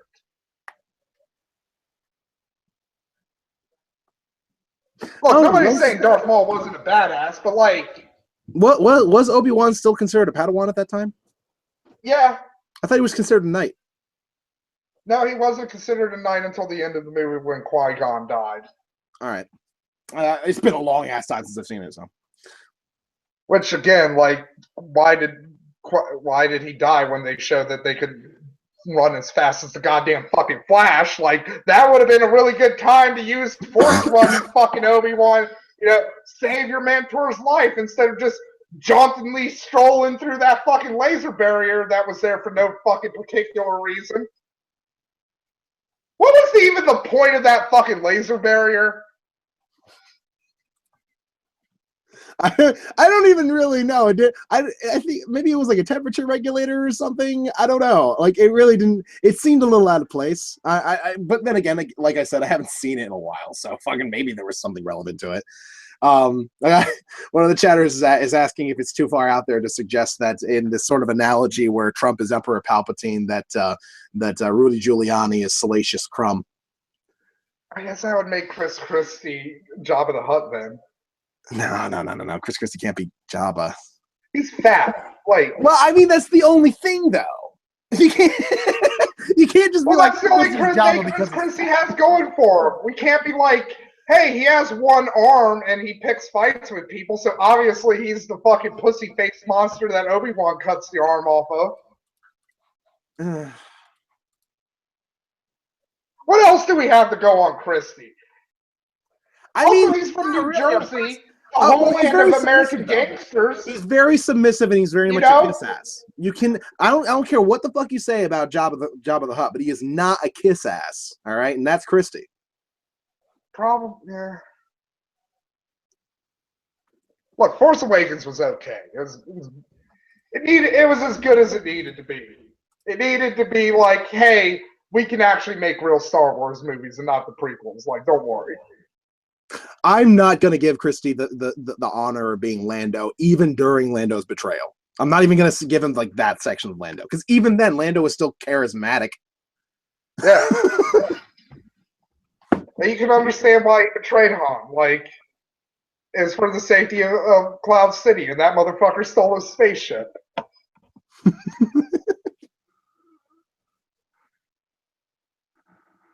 But yeah, I'm not. Yeah, I don't really know what Christie would be. I honestly, what the fuck?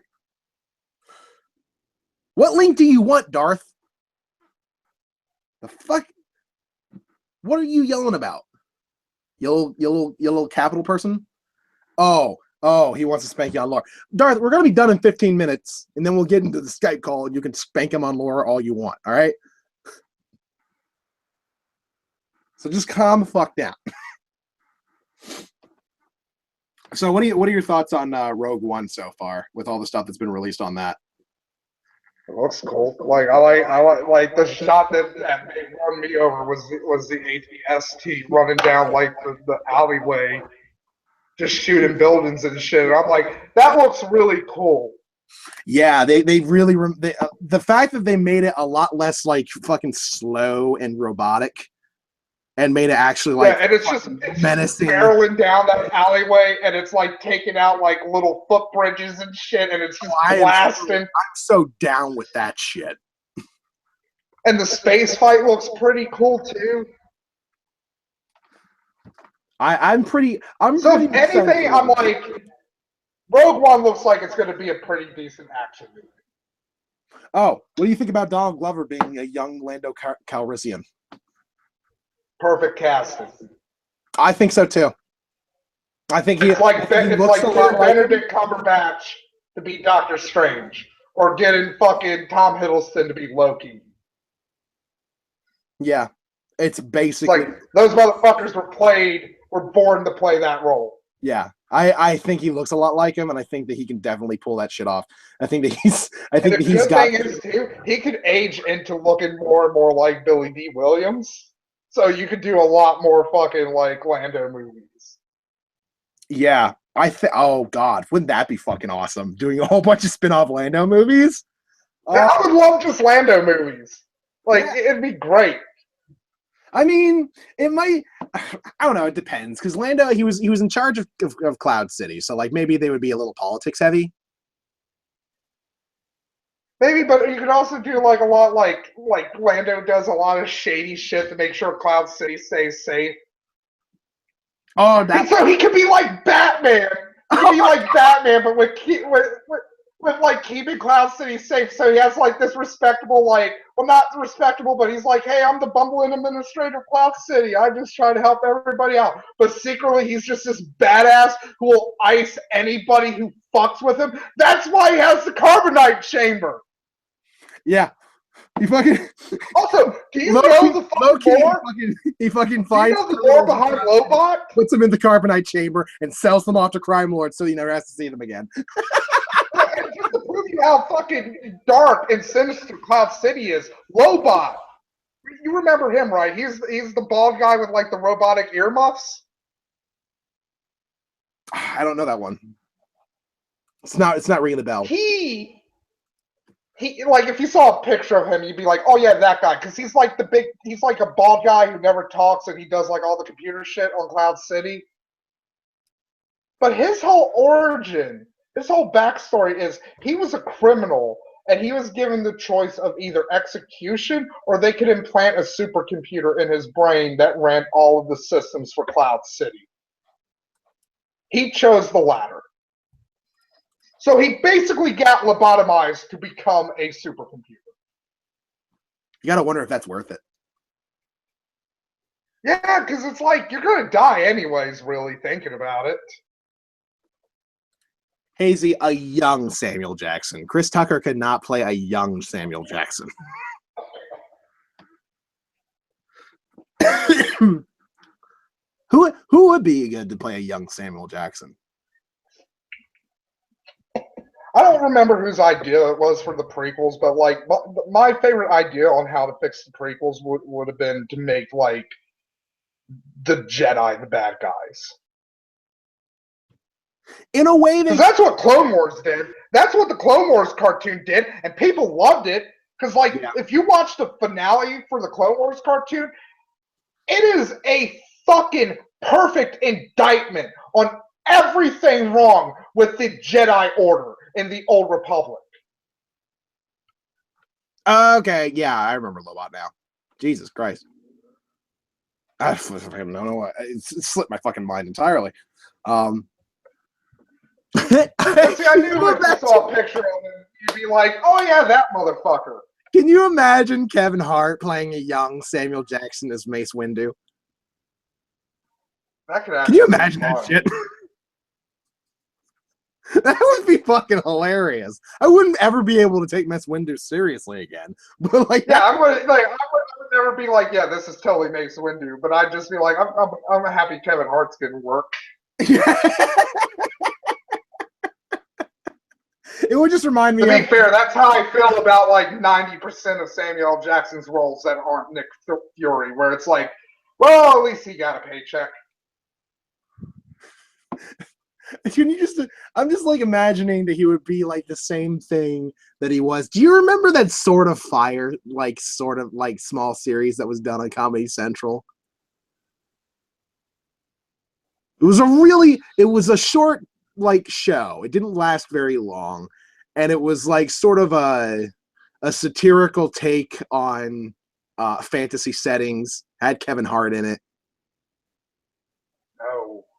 God damn it! I gotta look that shit up because it did not last long. It was not popular at all for good reason. Well, it's for Comedy Central. Everything they've made, they have a worse track record than Fox at this point in terms of like awful shows that have been canceled. Crodman and the Flaming Sword of Fire. Yeah, I've never heard of that. You know what? I liked it. I thought it was pretty fucking fun. It had Sean McGuire in it. It had Matt Lucas. Kevin Hart, as I already said. I'm trying to think of somebody else who was like kind of like a person who actually does stuff. And whatever. But like it was only like 6 episodes. Yeah, Brindleberry or whatever the fuck Tosh Point out fucking like crapped out after he ate Family Guy's leftovers. That got 2 seasons. Oh my god. The fact that got 2 seasons and Crodman Dune only got like fucking 6 episodes is an injustice in my opinion. Because I liked Crodman Dune. Oh god, have you seen that new cartoon they have on? What? Like the new cartoon Comedy Central's really pushing. They're pushing it almost as hard as they did like Ugly Americans or American Freak. Remember that fucking bullshit show where it's like, we're going to make a show about freaks and we're going to be ripping off Minority. Same thing with Minority Squad from Adult Swim, because, you know, out of all the Adult Swim shows we should rip off in terms of style and humor, it's fucking Minority Squad. Jesus. Which was it was so bad as to be like fucking amazingly bad. Yeah, but like they have this what is this cartoon called what's this new cartoon that they're trying to do right now? Called Legends of Chamberlain Heights, and oh my god, it's like for the urban market. I've seen a couple episodes of that. Fucking shit. It is so and it bad. annoys me too, because like looking at the animation, like they are making it look bad intentionally. Like you can tell it's a flash animation, right? But it's supposed to be like, oh, it's drawn by hand by markers and shit. So they leave in these fucking like blank spaces in between the lines and shit. They have to actually do that shit. They have to manually go back and fucking make those blank spaces. Because if you use fucking Flash, that doesn't happen. It's worse than Mr. Pickles. And I fucking loathe Mr. Pickles. I would agree with you because it seems like at the very least with Mr. Pickles, Mr. Pickles has like an actual art style and a style to it. Like at least Mr. Pickles actually has like an art style and fucking animation. You can at the very least see what they're going for with Mr. Pickles. You can at the very least see what their goal is. But with Legends of Chamberlain Heights, it's just like, I don't even know what's going on in this. Yeah, we want to be like South Park, but we also want to be cheap and do Flash fucking garbage. But also make like outdated fucking like I watched one episode of it, and it was like the sex ed one where they had robot babies, and it's like, wait. So the school's poor, like they live in a poor neighborhood, but their school could afford robot babies? I watched the one episode that I saw was when Tupac Shakur is apparently still around, but he's a woman now. Tupacia, I think it was. That sounds like a laugh a minute. Oh yeah, it was fucking amazingly funny. It was basically like, why not rip off BoJack Horseman? I know that's not fucking Adult Swim or Rick and Morty. Like, fuck that. Like, let's not rip off quality cartoons. Let's just fucking either rip off fucking there was another reference second tier Adult Swim. There's another reference in the chat here, 12-ounce mouse. Now, I didn't like 12-ounce mouse, but I'd say this: if you got high and watched it, then at the very least it was somewhat. Yeah.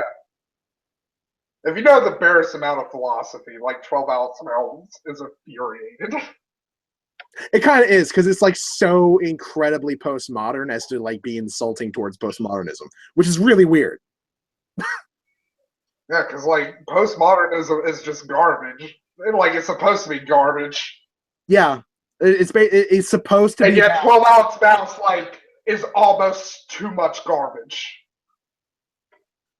Because I think the thing, though, I actually kind of like the first season of it.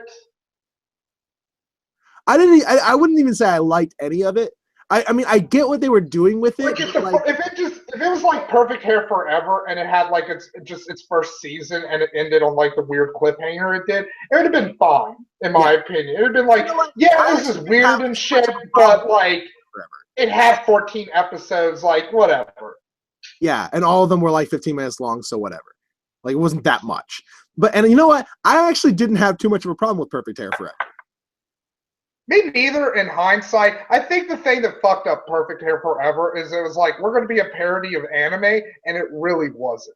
Yeah, it was really just anime, I guess. Just weird.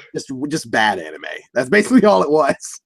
Yeah, and even not like, because, we've seen probably some bad anime. Like, I've talked about how much I love, like, garbage anime, like Apocalypse Zero and fucking Volt Fighter Go Kaiser. Like, even then, like, there's a lot of shit they didn't touch on. Like, if they wanted to go real fucking, like, deep in some of the fucking bad anime shit, they could have.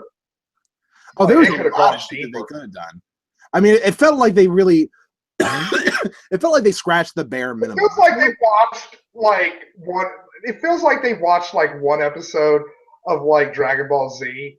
Yeah. With Master Roshi being, like, a pervert. Exactly. It feels like they touched the bare minimum.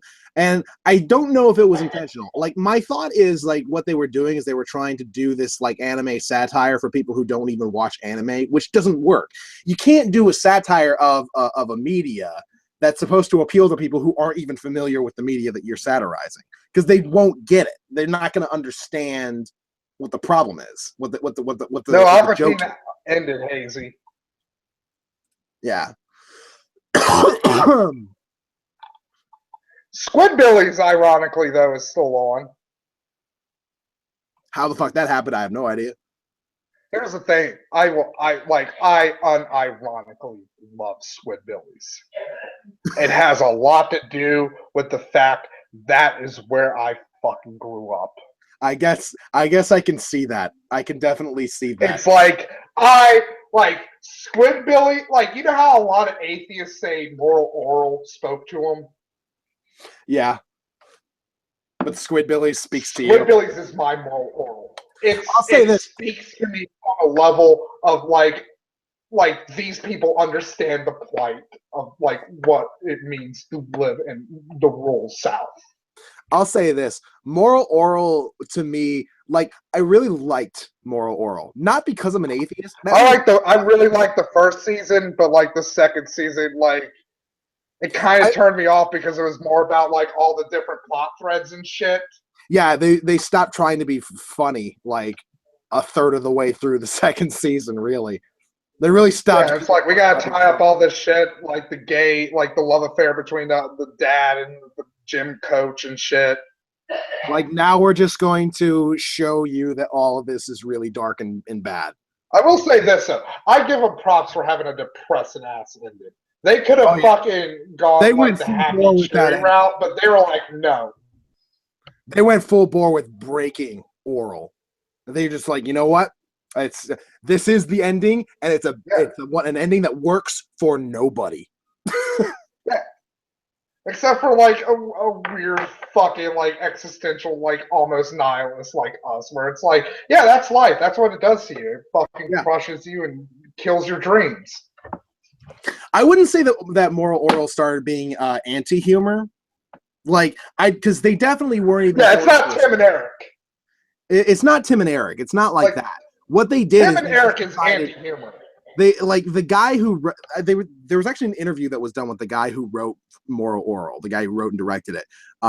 And basically what he said is like he's like halfway through season 2, I guess I don't know what happened with me, but I stopped trying to be funny at all, and I was just telling this story of this very terrible town where terrible things are happening, and I just wanted to delve into the psychology of the people in this town and the bad things that are happening to them and how they would express it. And so it gets to the point where you're watching this, you're not laughing anymore. You're just watching this and you're just engrossed in like how awful the lives are for these people.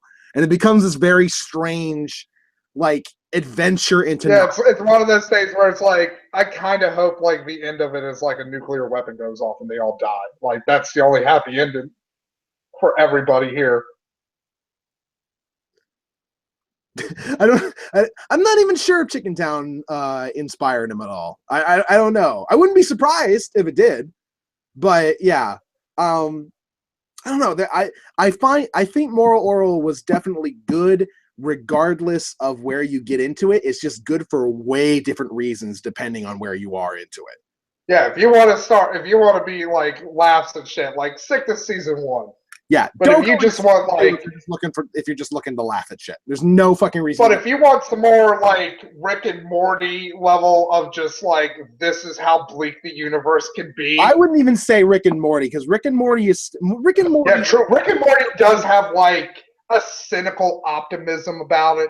Yeah, Rick and Morty is so genius that it's able to like adventure through these very like nihilistic themes of pointlessness.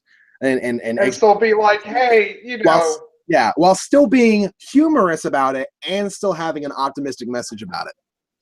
Yeah, where it's like, hey, you know what? If nobody matters, like it doesn't matter. Yeah. Like who gives a shit? Watch TV.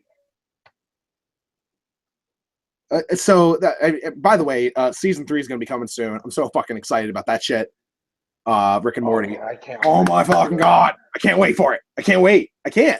I'm so fucking excited. I'm getting goosebumps. I am so glad there's now an Adult Swim show besides Adventure Brothers I can look forward to, and like Rick and Morty has a much faster production cycle. Do you think it's kind of funny that the only shows that you really that are like Adult Swim originals that you really like that are still on that they go for like a season and then you have to wait for like a year to 2 years, sometimes 3. But you know what? Fucking the Rick and Morty shit, like I can wait a year. Like as Adventure Brothers fans, during the dark times, I had to wait 4 fucking years between season 1 and season 2. 4 years. Yeah. I think it's funny. I think one of the reasons why I think that's the case. I think that's the case because Adult Swim knows it's their only show that's good. And so like there's a fuck ton of pressure that's just like put on. Yeah. They're willing to let Venture Brothers slide in terms of ratings because last season did not do too well in the ratings, but they greenlit it for another 2. Well, because they know they're like, this is the only show that actually looks good. This is the only show justifying us broadcasting in HD other than anime. which people only get 1 day a week anyway. Yeah, I would love for them to bring back like sprinkling, especially since they have shit like JoJo's now. Like, yeah, oh my god, JoJo's is so fucking fun. Easily slot JoJo in with the fucking comedy shows. Yeah, you could easily do that because JoJo is not a serious anime.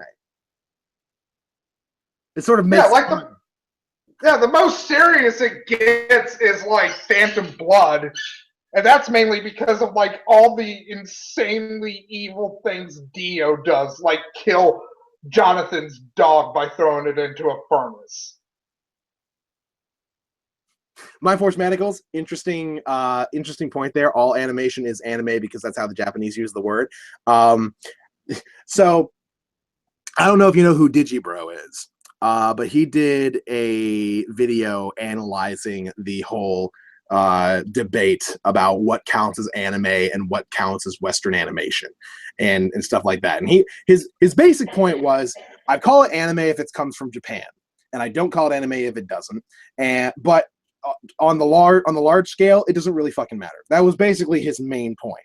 But he went into the history of it, and I really enjoyed the way in which he sort of described it, because I love the history of anime and Western animation and the way in which they started off in very similar ways and then just grew so distant from each other and have sort of horseshoed back into each other as our cultures start to interact once more. Because basically anime started off looking a lot like the original Mickey Mouse. Like that's because a lot of those people were a lot of the anime artists, particularly the guy who created Astro Boy. He was like, I really like this Disney art style. I like the big eyes. I like the cute stubby limbs. So they started off doing that and copying that style basically, and then they separated culturally from being influenced by each other in their animation and started growing in their own ways. And you can some of it, particularly anime, it was budgetary reasons where they were like, hey, you know, it'd be a lot cheaper if we do this 30 frames per second instead of 60. Mm-hmm. Which ironically makes it fucking actually look better in a lot of very cases, strange way, yeah. Particularly action. Because for some reason with animation, at least with cell animation, I don't know, like, I don't know, at least with like digital and 3D animation, but at least with cell animation, when you go at 30 frames per second, it looks more fluid because there's tiny little like jerkiness. It's weird. It's like a weird like visual trick of the eyes where it's like, if there's more like jerkiness, it looks closer to like actual real movement. Instead of if it's just perfectly fluid like a Disney movie or something. You know, the fun thing for me about this whole like what's anime and what's not debate as well is that this debate is also going on over in Japan for their own animation. Yeah, like there's like a lot of shit over there now. Like, yeah, like there's a lot of like some of the shit does blur lines. Like, if it wasn't for the fact that it was made in America, Avatar would definitely be an anime. If it was made in Japan, it feels like an anime. The scope of the stories feel like something from an anime. The action feels like something from an anime. The philosophy it preaches is something like an anime. Like, here's some going back to like anger, right? This all ties in, Lundy. Avatar: The Last Airbender is probably the only Western show I can think of off of the top of my head that tells you anger is a valid fucking emotion to feel. Like in the episode where Katara finds out like where the dude who killed her mother is, like she goes on a vengeance quest and like spoiler alert, ultimately she doesn't kill him, and then like Aang comes up to him and comes up to her and he's like, oh, I'm so glad you could be able to forgive him because that's the first step to healing. And Katara is like, I didn't fucking forgive him. He killed my mom. Fuck him. Letting him live was worse than killing him.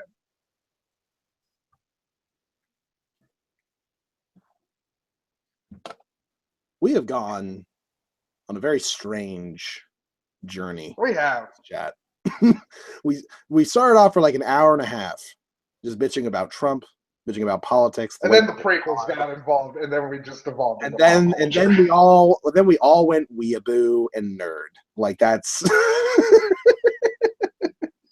I guess that's just the way it's supposed to be.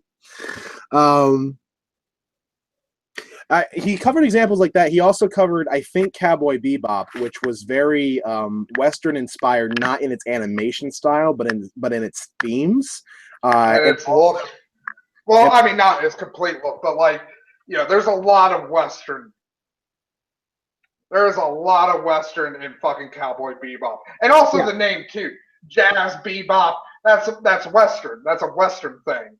Yeah, like I think what he mentioned, he might not have mentioned this. This might have been a different video, but I remember somebody covering Cowboy Bebop and basically saying that Cowboy Bebop is a weird sort of like a show in the sense that it was made in Japan, but it was made with Western themes, with a Western audience in mind, but it was aired in Japan first.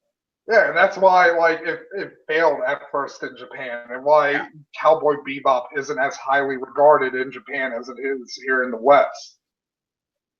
I mean, it's still a beloved title in Japan. It took Cowboy Bebop a lot longer in Japan to catch on than it did over here.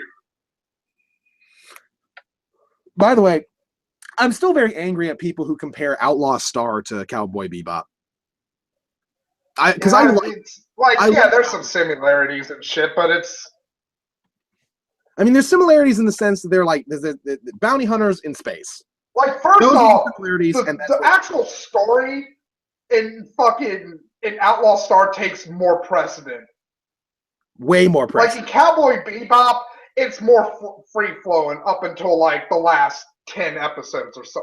Probably not even that. Like the last 5 episodes.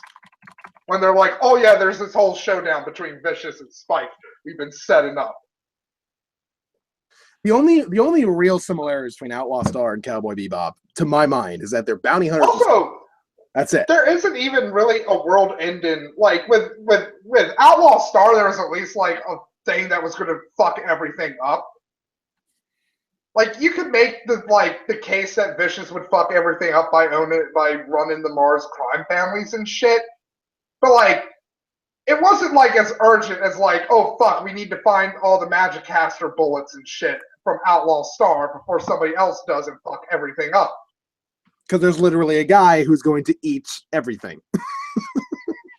Yeah, like the universe is literally at stakes. When in reality, with Cowboy Bebop, it was more just about like, I don't like this guy. Like me. I wouldn't even say that. You can't. I don't think you can reduce Cowboy Bebop's story to that because it wasn't even that. That was just Spike's story ultimately. Like Jet had his own story. They had their own story. Even Ed and the stupid fucking dog had their own story. We don't even focus on Spike's story till basically the end of Bebop.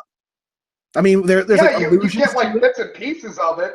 Yeah, there's like allusions to it. There's bits and pieces throughout, but like it's just not focused. Like when you first see Vicious, until everybody else has their arcs, basically.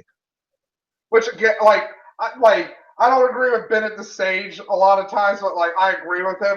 Like Faye reacting to the name Vicious is one of the greatest reactions in anime ever. Because without saying anything and just through the facial expressions, like you can tell she's in pure terror because of who she's next to.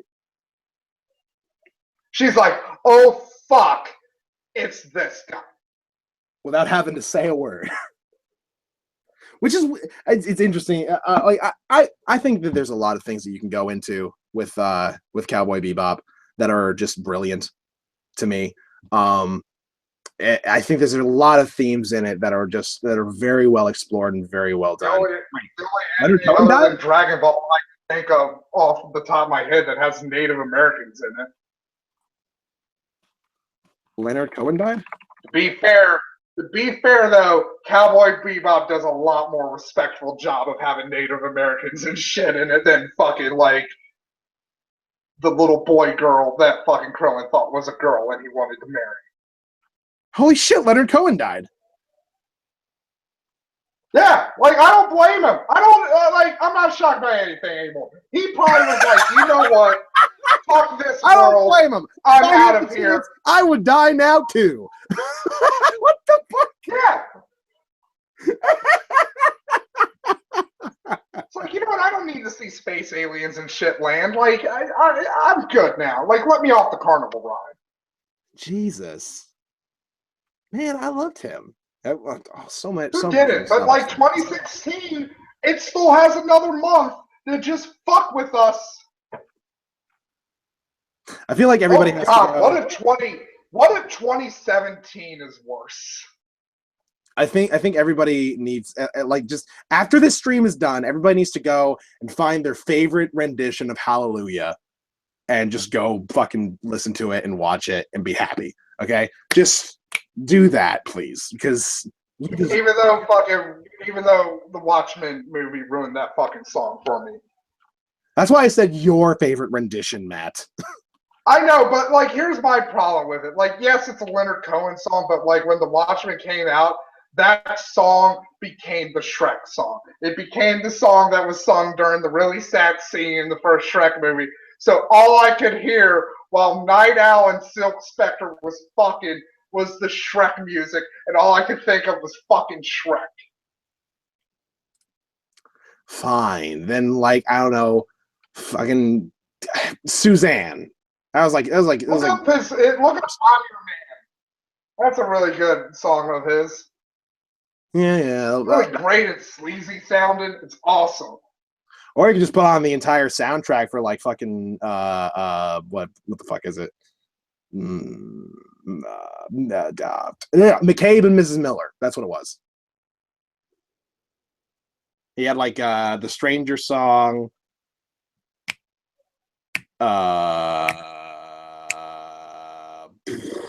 Winter Lady, that was on there.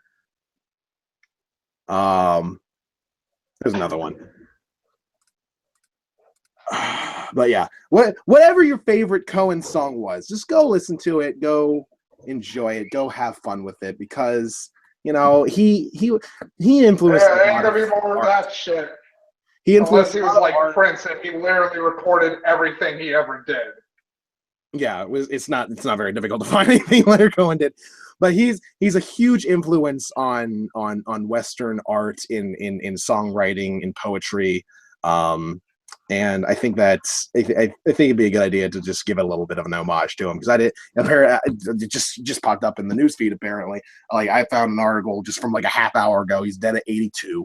Long healthy life. So go and appreciate what he's done.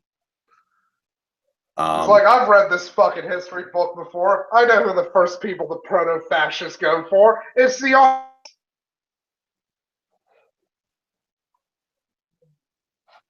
Maybe he beamed up the Hellbot. Maybe he was like a Heaven's Gate person and they came back for him.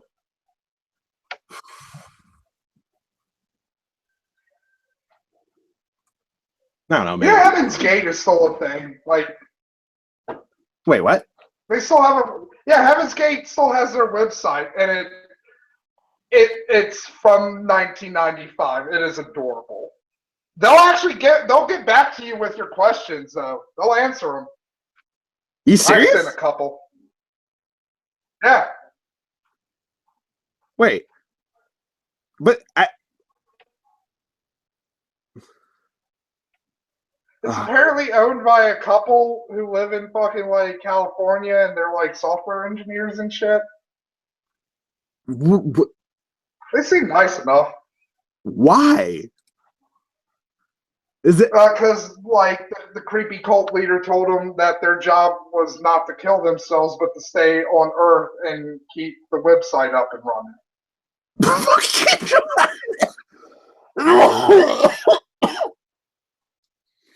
But don't worry. The aliens might come back for them someday, so it's all cool. I didn't expect that. That's the last thing I would have expected. I didn't know anybody was still alive from Heaven's Gate. Yeah, there's actually like 20 people who survived. Yeah, but like a bunch of them like committed suicide afterwards, though.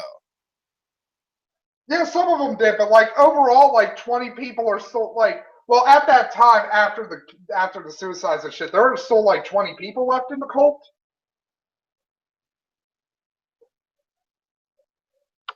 I thought there was only like, from what I remember, there was only like one dude who didn't kill himself that was like there at the time. Yeah, but you gotta remember, they were like, there was like branches in like Germany and shit too, and I thought they all got together. there are a couple. Yeah, out Ginger. Because they rented like a fucking giant ass mansion and then they all got together. Like I thought all the branches got together.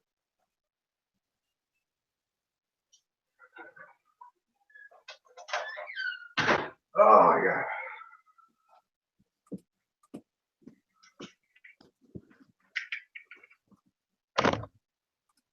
Hello. Mindforge brings up a good point. There's the guys who run the couple who runs the website, they're software engineers and they haven't updated the website in like 20 years. Yeah, that's probably, I should have probably asked them that. Like, what's up with the website? Why is it so like old looking? Maybe there's no need to change it. Maybe, I don't know.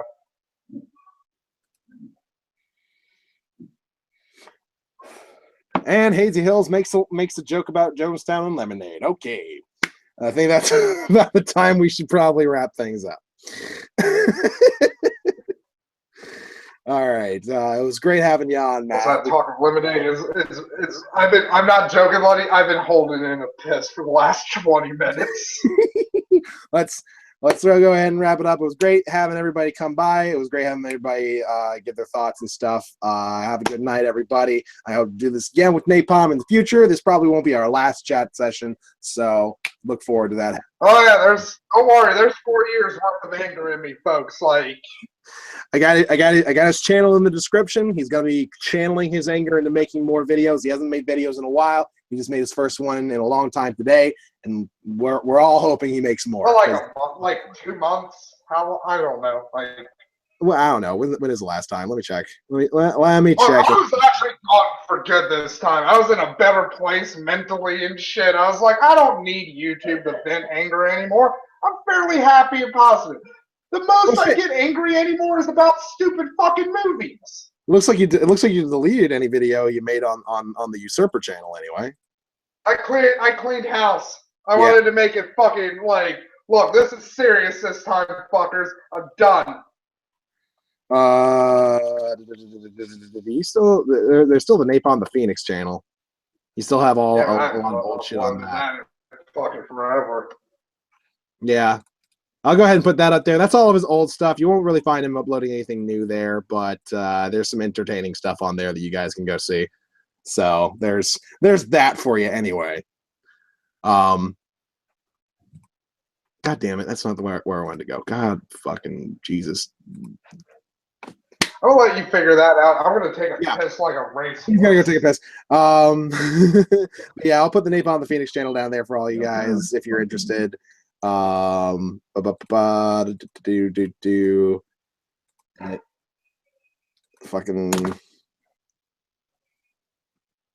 there we go. Save changes. That should be on there now. All right. I shall see you all next week, either on Thursday or Friday or something along those lines. Everybody, you have yourselves a wonderful time and have yourselves a wonderful night. And don't forget, pay a little bit of tribute to the wonderful Leonard Cohen tonight. He was a great man. Have a good one.